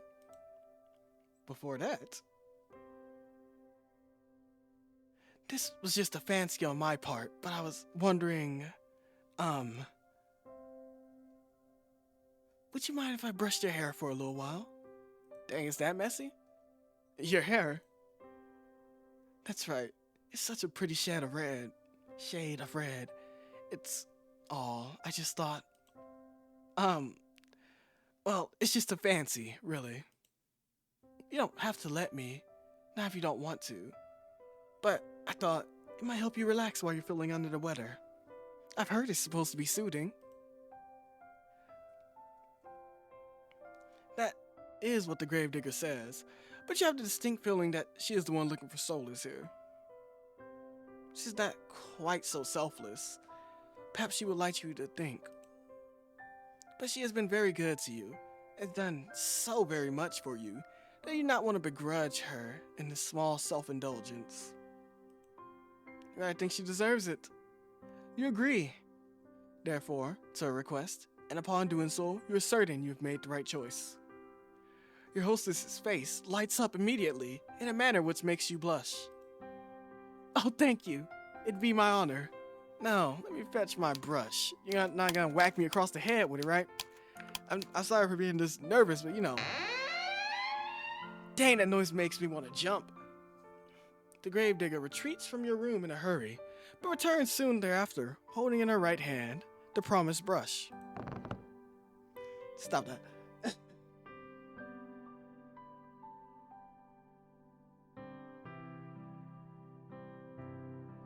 This artifact acquired, the gravedigger then settles herself upon your bed by your side. She looks at your hair for a few moments, her expression pensive. It is not that matted up. Come on now. Then she announces that she will begin. The gravedigger leans in. The wooden frame of the bed creaks under her weight, a creak which melds with the sighing of the breeze outdoors. You can feel the bristles of the brush running through your hair. It is soothing enough, so much so it makes you shiver. I know that feeling. The sensation is a pleasant one. Oh, you can actually kind of hear the brushing. I like that. I thought I heard something in the background. That's kind of nice. If you like listen in. That is cool. Okay. Yeah, y'all definitely hear it. And somewhat nostalgic. I think I already said that. Did your mother do this for you, you wonder, when you were a little girl? If she did, it must have been when you were a very little girl. Not seen your mother in quite some time. Not after you enrolled at the conservatoire. Oh, you have such lovely hair, dear one. It's soft, just like silk. Not at all like mine. Mine is so coarse. Really? I did not imagine that, especially with the glisten right there. Yes, maybe it's the moonlight, I don't know. This gentle voice draws you out of your vague, half-formed reminiscences. It sounds as though the gravedigger is lost in nostalgia of her own, because her voice, when next she speaks, is dreamy. I think my mother used to brush my hair like this for me, back when she was still alive. Come on now. That must have been a long time ago, though. It is funny, you think, as the bristles of the brush continue to slide through your tresses, that you and the gravedigger should both be reminiscing in tandem about your respective mothers. Perhaps there is something maternal in the act of brushing one's hair, which is wont to summoning such forth. What? Hold on, let me reread that. Perhaps there's something maternal in the act of brushing one's hair, which is wont to summoning forth such images. I'm not gonna lie.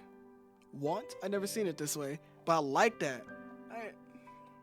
I like that. That's my first time. What the frick? And I read books. The frick? I would not know personally, I cannot remember my own mother at all. I don't think I liked having my hair. Oh, I don't think I liked having my hair brushed very much. The gravedigger continues, her breath warm against the exposed nape of your neck. My mother used to complain that I squirmed too much. I can remember that. Yeah, she always told me to sit still, though it wasn't my fault. I squirmed. She used too much force. Now this is curious. It sounds as though the reminiscences of the gravedigger are not particularly fond at all.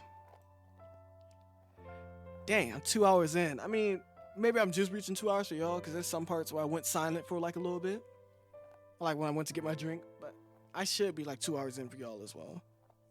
But we not end it till we finish this whole part.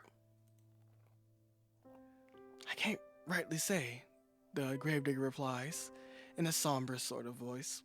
I was young, like I said, when she died. I don't remember her too well. But I don't think she ever had that much time for me. She was too busy with all the cooking and the cleaning. Excuse me. Oh, and looking after my baby brothers. But she had time enough, despite that, to brush your hair. She did what she felt she had to do to make me look presentable. Not that it really worked. I wasn't like the other girls in the village, you see, who like to... What the frick? Why did hair just fly in my mouth? Oh, no. Whose hair was that? What the frick? Ah! Nah, that's insane. As soon as it's Wilder. Who like to sit indoors with their mothers and so. I always loved outdoors. My father said I inherited that from him. Ruefully, the gravedigger smiled. Not that you can see it with your back facing her. My mother said I wasn't very, well, maidenly. She didn't like that I always traipsed around outside after my father, watching as he dug graves. He said it wasn't appropriate, like I was some sort of princess wearing a fine dress. The gravedigger snorts. I used to get a bit muddy, yes, and maybe I did get burns in my clothes and knots in my hair. What the frick are you getting burns in your clothes from, what? But it shouldn't have mattered. It's not like I had any hopes of marrying a prince, no matter what my mother said. But still, she hoped. She had a lot of hopes, my mother. High hopes. Wow. I think she might have resented my father, maybe, for working such a menial job. Our profession is an honest one, but it's never made much money, which is kind of crazy if that's the one y'all depend on to, keep away diseases. But you can say the same about people who be picking up the trash and stuff like around the neighborhoods. It's like that does do a lot for society. But I guess since it gets dirty and you don't get to, I don't know. It's just weird how we value jobs. Yes, I'm eating. Wait, hold on. Ah! I think my mother was hoping for fine jewels and dresses and...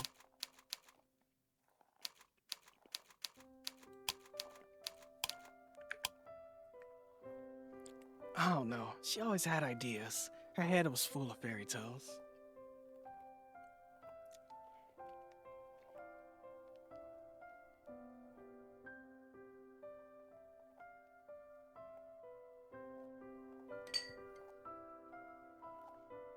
It's a shame, I suppose, that her reality didn't match up to what she wanted. I didn't match up to what she wanted. The bitterness in your friend's voice is unmistakable. So much so, you want to console her. What would you say to her, though?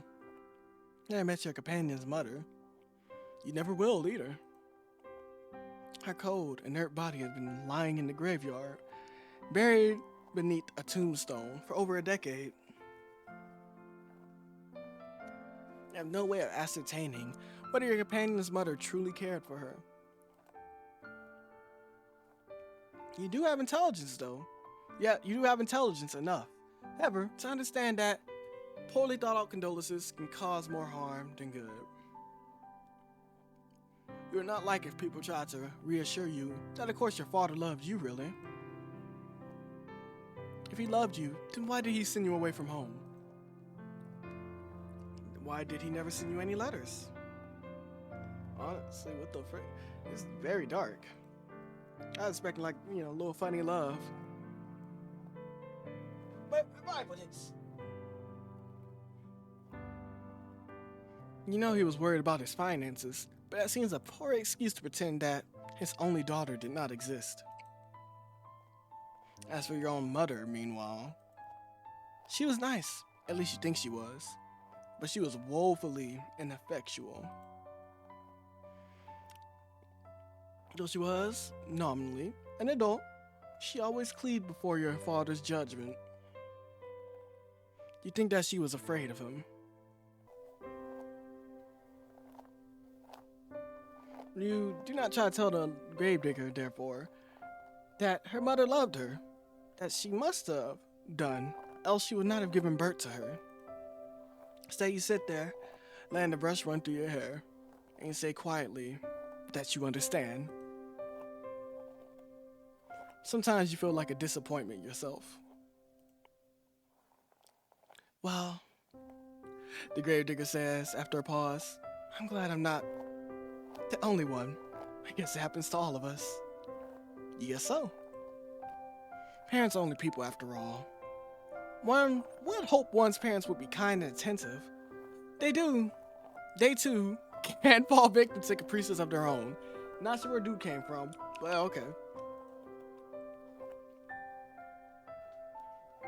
Just because one has brought a child into this world, it does not mean one won't be able to take care of it properly. Not all parents are responsible. It is a painful subject. Oh well, it's alright if my mother never liked me, or she never loved me. I know my father did, and it's all that matters. Dang! He's always there for me, no matter what. Your companion's voice catches in her throat. Yeah, I can feel it. She winces. What? At least until he wasn't. He died. I didn't do a thing to help him. Whoa! I mean, what you gonna do? I'm not saying anything gross. Cause like, if you was to pop those things, you know, and I still said it. Okay. Your companion's shoulders are beginning to shake. You cannot see her, but you can feel her body convulsing.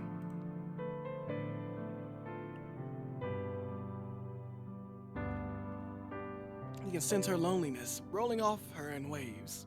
It is all-consuming, like the waters of a deep, dark ocean.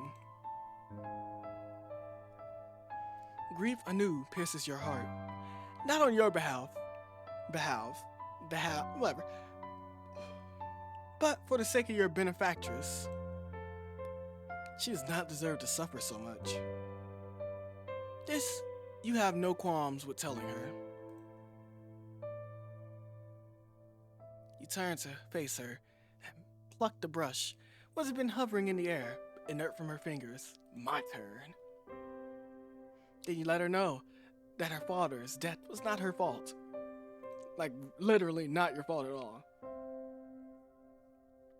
Like, seriously not your fault at all. Like, especially if he was the one who brought the corpse in.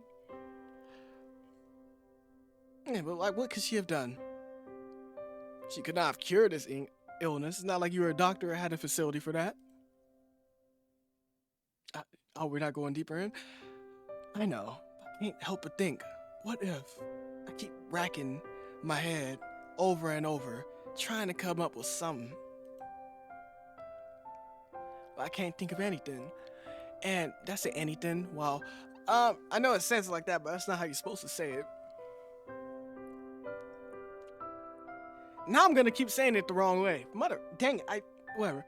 And even if I could, it's too late. Chill. He's already dead. Chill.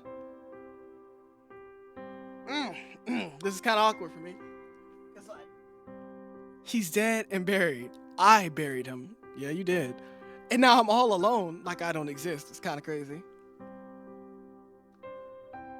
She might have been alone. You tell the gravedigger, but she isn't now. Not anymore. You know. How can she be when you are there?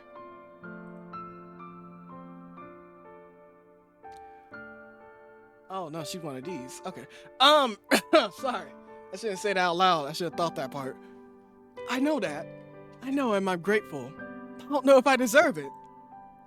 What the frick? Why would she not deserve my gracious company? Am I that amazing? Let me shut up. You do not understand. Cause I couldn't do nothing for nobody. Well, you dug some nice holes and fed me. It's a little, wow, I'm sweating a lot. My father always looked out for me when I was a little girl, but when he needed me the most, I failed him. I failed everyone. Well, dang, you ain't, not really. Friends? I shouldn't say that part out loud. I'm thinking, let me read it first. All the villagers, all of my friends, all died. What would I do if the same thing happened to you? I don't think I could bear it. We can leave the village, I mean, there was a kingdom and a shore nearby. I don't want you getting sick, too. Not when I care about you so much. I Thought I got used to being on my own, but now that you're here, it's making me worry all over again. I've been worrying so much I can't sleep from it. Hey, I've been having nightmares. I'm scared. Yeah, I'm tired and scared. I need to eat a freaking full meal. I'm not even tired like that. I'm tired and hungry. Okay, come on. Your companion's voice catches in her throat. You balled up or you just fainted? Oh, no, she's balled up, okay. She leans forward, her arms wound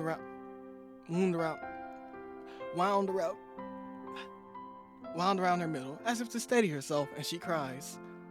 She cries and she cries and she cries. Oh wow, this is my bed too. For a few moments, you look at the gravedigger, unsure what to do. I think y'all can hug now.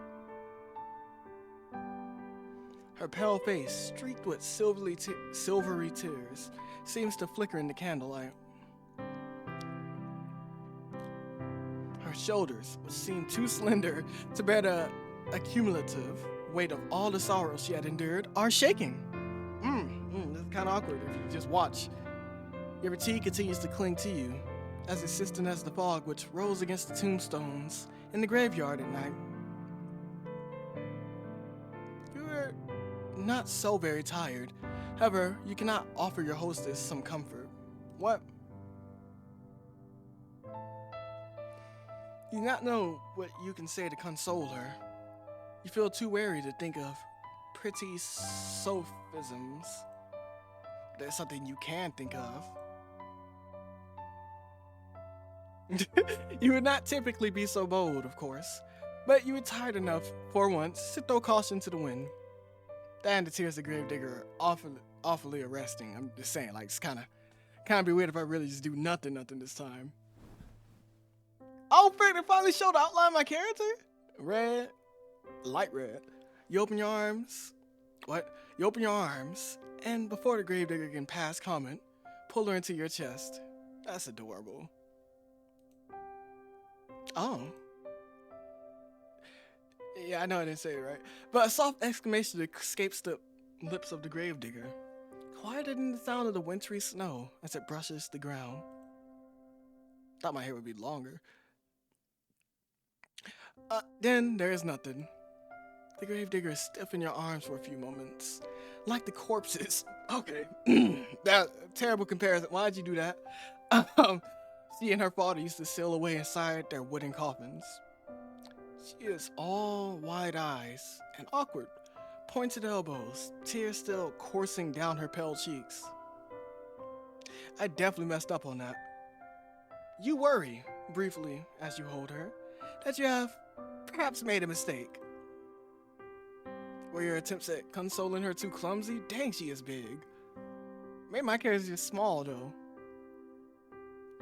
Look at it. No, maybe I'm tweaking.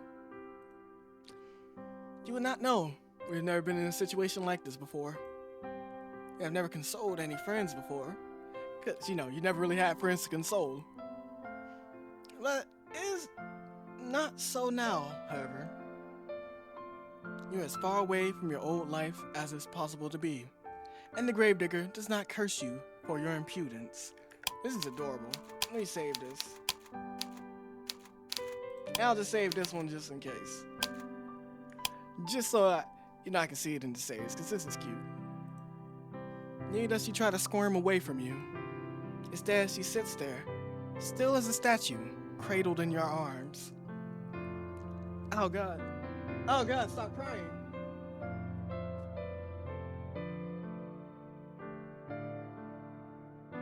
Whew, okay.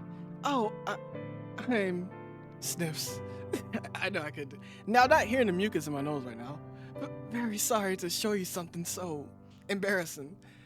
It's just, whatever. I forgot the stutter part. I get so lonely here sometimes. Until at long last, with a breathy sob, she lets the full weight of her body fall against yours. As you run your hands through your sobbing companion's shoulder blades, and her back, and gently you soothe her. You tell her that she does not need to apologize. There's no shame in crying. Unless you're like With something recent. I don't know, like some super villain. And it's like, oh, I killed all those people, but maybe a little bit of forgiveness? Like, no, no, you're gonna have to die. Or go to jail. Might as well which one happens first. You hug her for many, many minutes while she sobs against your chest. Dang! I mean, it makes sense that you cried for so long. You've probably been holding it in for a few nice long years, but okay. Wetting the front of your nightgown. No further words pass between you that night, but they do not need to. Words are irrelevant. In a moment as tender as this, shared between two souls who have come to understand one another through mutual loneliness.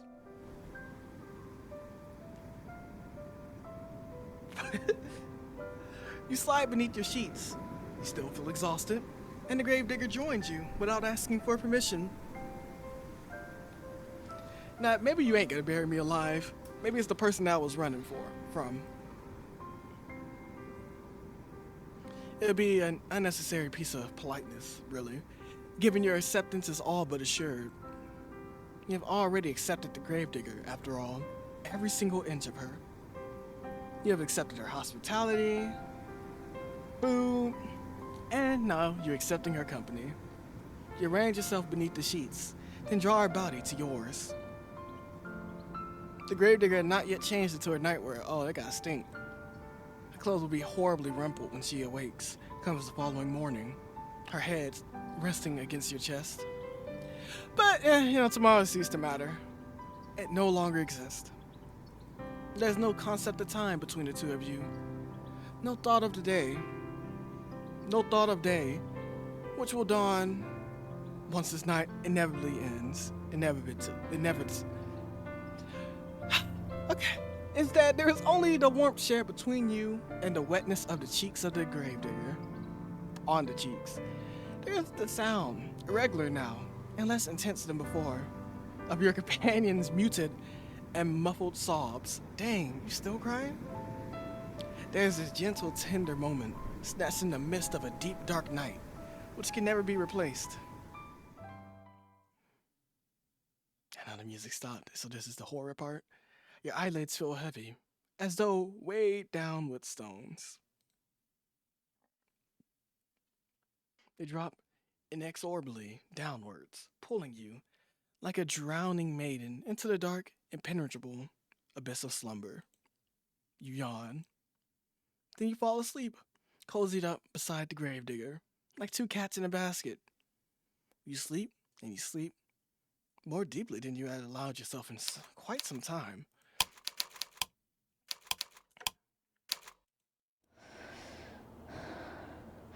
Mm. Oh, turn that down! Turn that down, turn that down. Give me a warning for you just, oh my god, that's terrifying. Okay, let's go back to it. Ah! Ah! But when you, can I take off my headphones? I'm taking off my headphones. Okay, I'm taking off my headphones. Oh god, I gotta listen to this while editing. Wacko, no breaks. No taking breaks, just read. I'm putting back on the headphones. No.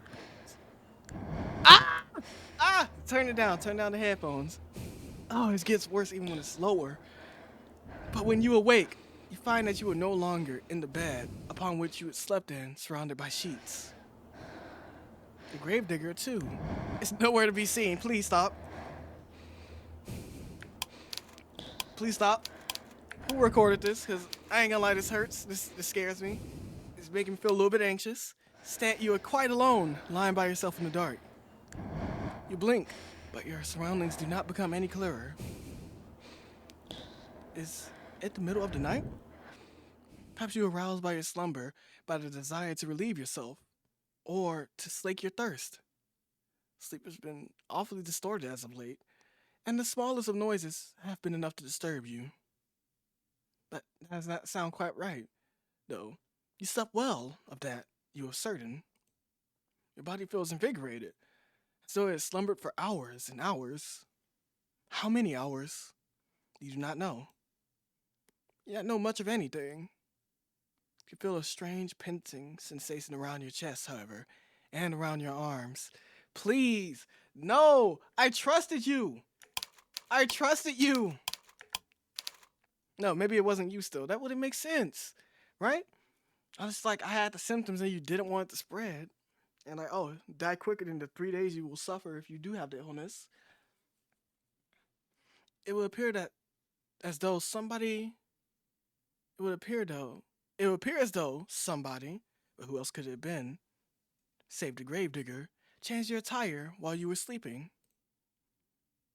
That's a startling thought, but the darkness which entombs you is even more so. The darkness which surrounds you is unsettlingly complete. It's so thick you cannot penetrate it. Your newfound woes do not stop, however. At this deep, unnatural darkness, it is cold too. You are lying upon something hard. Some sort of stone slab? No, no, no, no, no. What is going on? You reach out, but your movements are soon stymied. I don't know. There's something heavy lying atop of you. Something that is limiting your movements. You were anxious before upon waking, but at this discovery, you feel downright aggrieved. I keep saving because I'm scared. Oh God. A sharp prong of panic pierces you, but you try to suppress it. Hysterics will get you nowhere. In most cases, they only tend to make bad situations even worse. You ought to know that already.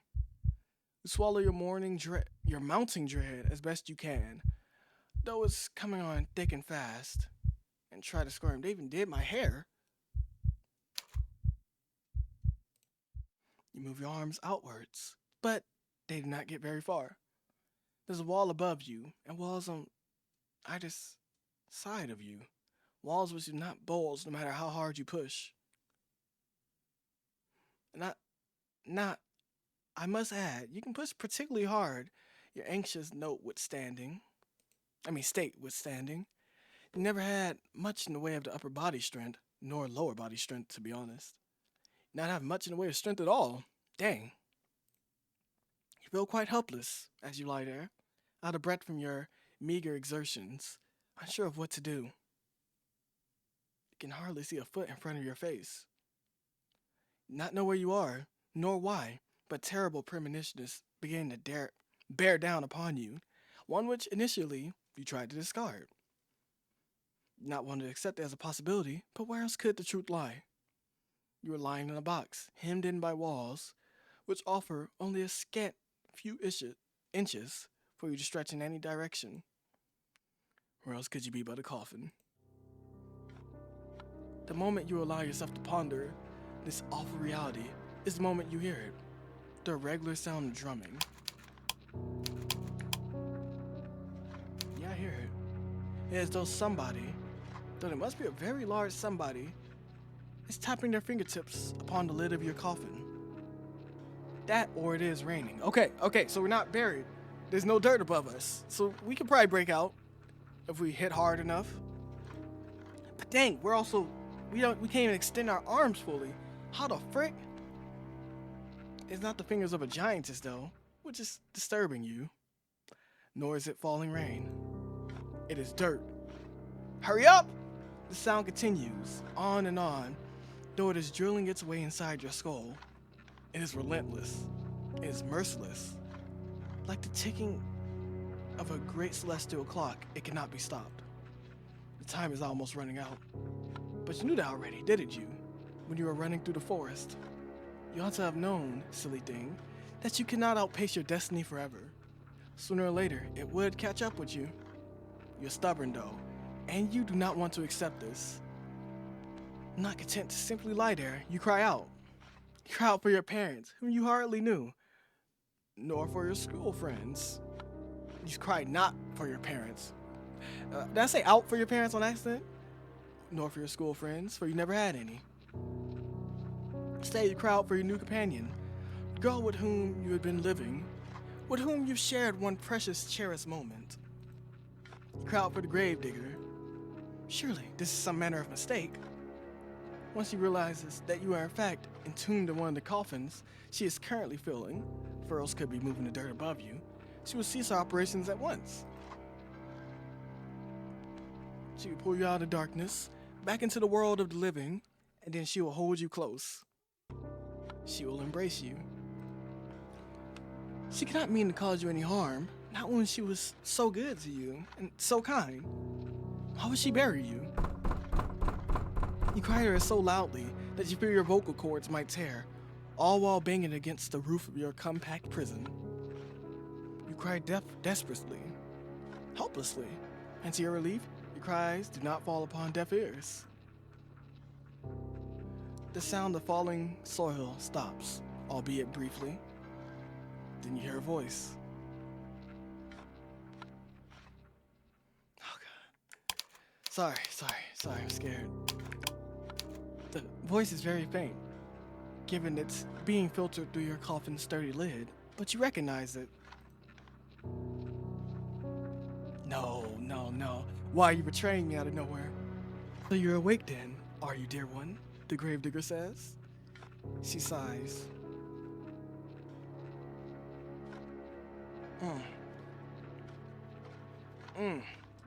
Then she says in a perplexed sort of voice, "Now that is a pickle. I was hoping you'd be asleep a couple hours more. So the last time we could have spoke, been on better terms."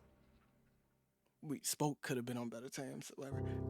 If you keep screaming like that, I'm going to feel bad. Well, you should, maybe you should let me out. Realize, hey, this ain't cool. Your companion's words, though distant, are unmistakable.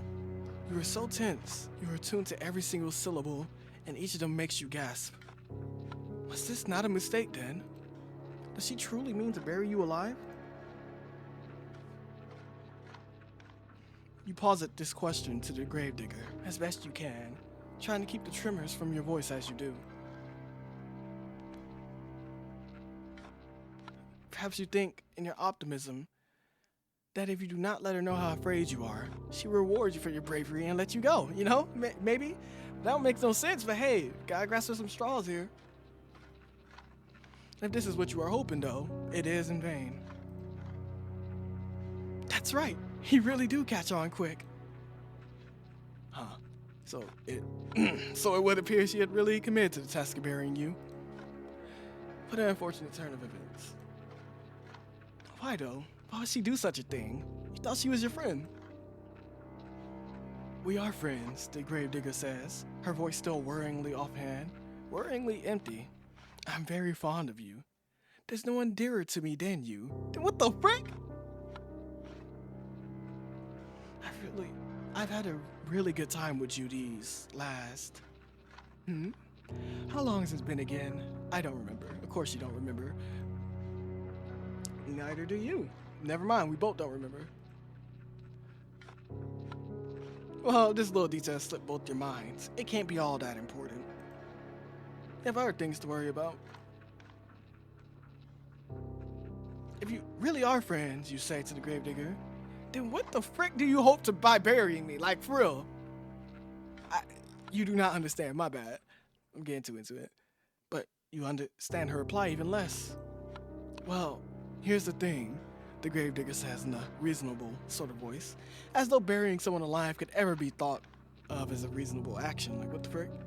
I've been digging graves for a long time, see? You cannot see, like, the frick, it's too dark. But you affirm that you do all the same. Well, I was digging all these graves, but I've not had anybody to put them in for ages. It was rather sad. Oh. So you rather fall to your, urges and impulses then. Okay. No, it's okay. No, it's alright. I see. My friendship, it don't matter that much. That's alright. Oh, it's rather sad. Should I say that? You think where this train of logic, twisted though it is, might be going, so you do not interrupt her. You know no good will come of it. All you can do for the present is lie to her and listen. I was thinking I'd never find another person to bury in this God-forsaken village, and after the plague messed everything up, I was getting desperate. Until you came along, that is. Now that I have someone I can bury, I'm not gonna let the opportunity pass me by. Sorry, but this is part of my job. It's what my father taught me to do. It's all I know how to do. really. Really now. Hey, honestly, I'm thinking about getting rid of this one right here. I was just having like nut. Maybe you'll like get killed by the thing that's chasing me and then I'll get buried alive. Nah. It's you. I buried my mother and I buried my father. I buried all my friends. We could like found another town too. We could bury someone like that. We could even bury some animals. You know? And I'm gonna bury you too. I mean, it is sound logic in a sense. As the daughter of a gravedigger, digging graves is her job. But something about it rankles you. If only you could put your finger on it. Ah, yes. It's a bit of flaw with her reasoning, is there not? It's like, it's on the tip of my tongue. Wait, let me think. You are not dead after all. Yeah, there it is. Huh. You might not be dead now, the gravedigger says, in response to your ingenuity. But you will be if given enough time. I mean, everybody else I've ever known died. Who's to say you wouldn't be next? Seems rather more likely that you will die, and quickly if she persists with her poorly thought out plan to bury you. Coffin is not very large. It affords you precious little space. Eventually, trapped within it for long enough, you will run out of oxygen, and then you will suffocate. That or you will starve to death, you know. Either way, your demise will be a slow, painful one. You are unsure which death would be worse, though given how precarious your situation is, you do not wish to expend the necessary energy needed to ponder it. Dang, that's actually terrifying, because starving death would take longer. Like, way longer. I guess you'll die of thirst first in like the first few days, which will also be super painful and long, but suffocating, everybody hates and is afraid of suffocating. Even people who literally like have that thing with their brain where they're not scared of anything. They're scared of suffocating. So that fear has to be insane, but like, hey, it's probably the better way to go out. And you'll probably pass out before you actually feel yourself suffocating at least. You're not sure which death would be worse, though given how precarious the situation is, you do not wish to expend the necessary energy needed to ponder it. You need to plead with the gravedigger, and quickly, while she is still there. You tell her tearfully that you would not leave her. Why would you? Try to sound as convincing as your distorted nerves will allow, but the gravedigger remains unmoved. You say that, she says, but how can I know you're telling me the truth? I mean, I wasn't at first until you buried me.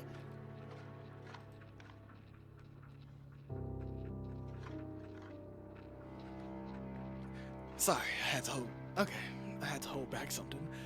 I thought you said you were a traveler. Didn't ever stay put in one place for long. You get sick of me before long, then you'd leave me. This way, at least, I can be assured that we'll always stay together. What you gonna do, talk to my grave?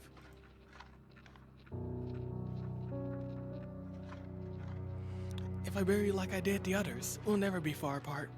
I even took care to put you in a nice spot, close to my home. So's you're only a stone's away, really. Isn't that nice? Not really. Privately, you think that the gravedigger has a different conception of the word nice to you, but you know, we'll let it slide. 3 hours? You do not say this, however. You cannot say much of anything, because the panic has begun to set in. It is choking you, stopping up your throat so you can only cry. You scream, begging you plead, but it does little good. The gravedigger has already buried her mother. She's already buried her little brothers. She's even buried her father, who she loved above all else. She thinks by burying you, she is doing unto you an act of great kindness. Yeah, until you walk into that house and see how cold and empty it is. I think that she is going to kill you. In a sense, you were both right. Your opinions are so diametrically opposed on this matter, however, that you will never be able to find common ground. Might as well save your screaming. She would not listen to you. She is beyond listening.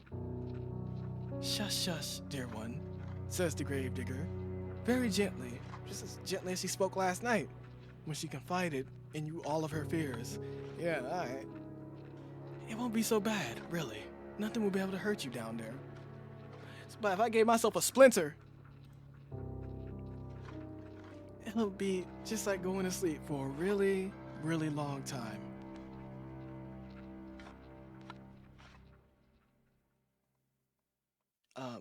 No. Sorry, but no. You can rest, and while you rest, I'll tend to you. I'll plant flowers on your grave. You'd like that, wouldn't you? Not at all. This way, we can always be together. Never be lonely again. You could talk to some other villagers' graves. Ah, frick! No! Stop! While the gravedigger speaks, she begins to pile even more soil onto the roof of your coffin.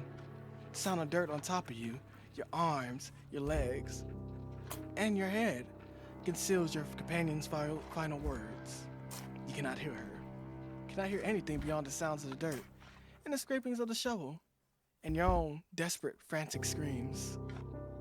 You scream and you scream and you scream without cease until your throat feels hoarse, but your efforts are in vain. You hammer on the lid of the coffin with as much strength as you can muster. Ah, my God, but it's nailed shut. Mother fricker! Okay, we can punch a hole through properly. You're in no position to remove it. All you can do is lie there, screaming and crying, and banging your fist on the roof of the coffin over and over as more dirt and debris fall onto you. Eventually, enough dirt falls on you to stifle your screams for good. Excuse me? The gravedigger can no longer hear you, and you can no longer hear her. You are all alone, trapped in a narrow wooden box, which, regardless of what you want, is now your new home. No, not this is back. You can smell the soil on the back of your nostrils when you inhale. It's so potent that you can taste it on your tongue. You can taste the eventual inevitable decay of your own body. You remain trapped here, underground, forever and ever. Or, to use less melodramatic terms, until you use the last of your energy. Until the last of your energy escapes you, and you succumb to your own slow suffocation. It really isn't a pleasant way to go. But you'll forgive me if my sympathy is limited, you know? You did bring this upon yourself, you know? How? You reap what you sow. And in your case, you made a series of bad decisions, what led to your untimely demise. Now, what do you want to do? Will you accept this fate of yours and rest in peace? Or will you try to fight against it? Well,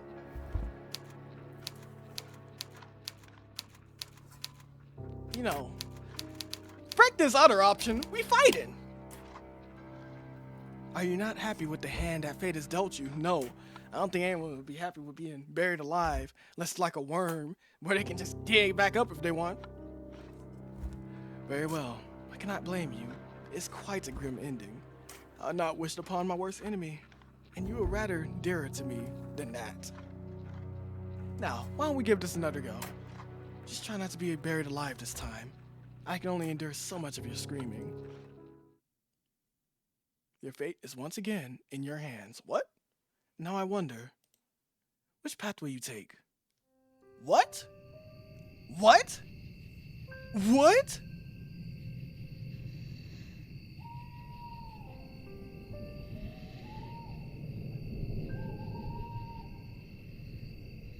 So it's a time loop? Yeah, I can hear the person breathing. Do they remember this or not?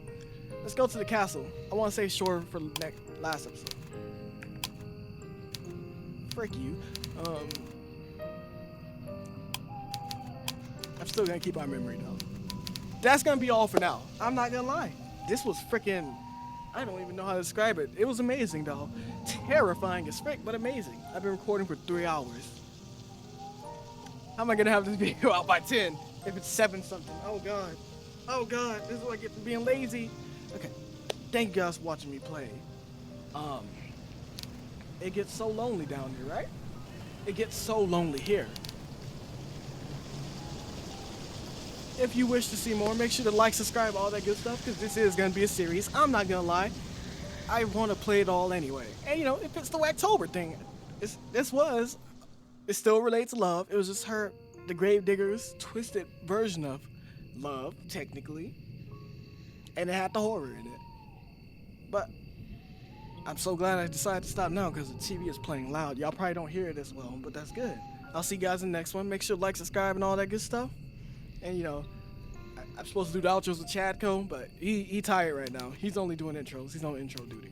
All right. Bye. First, actually, let's see. Oh, okay.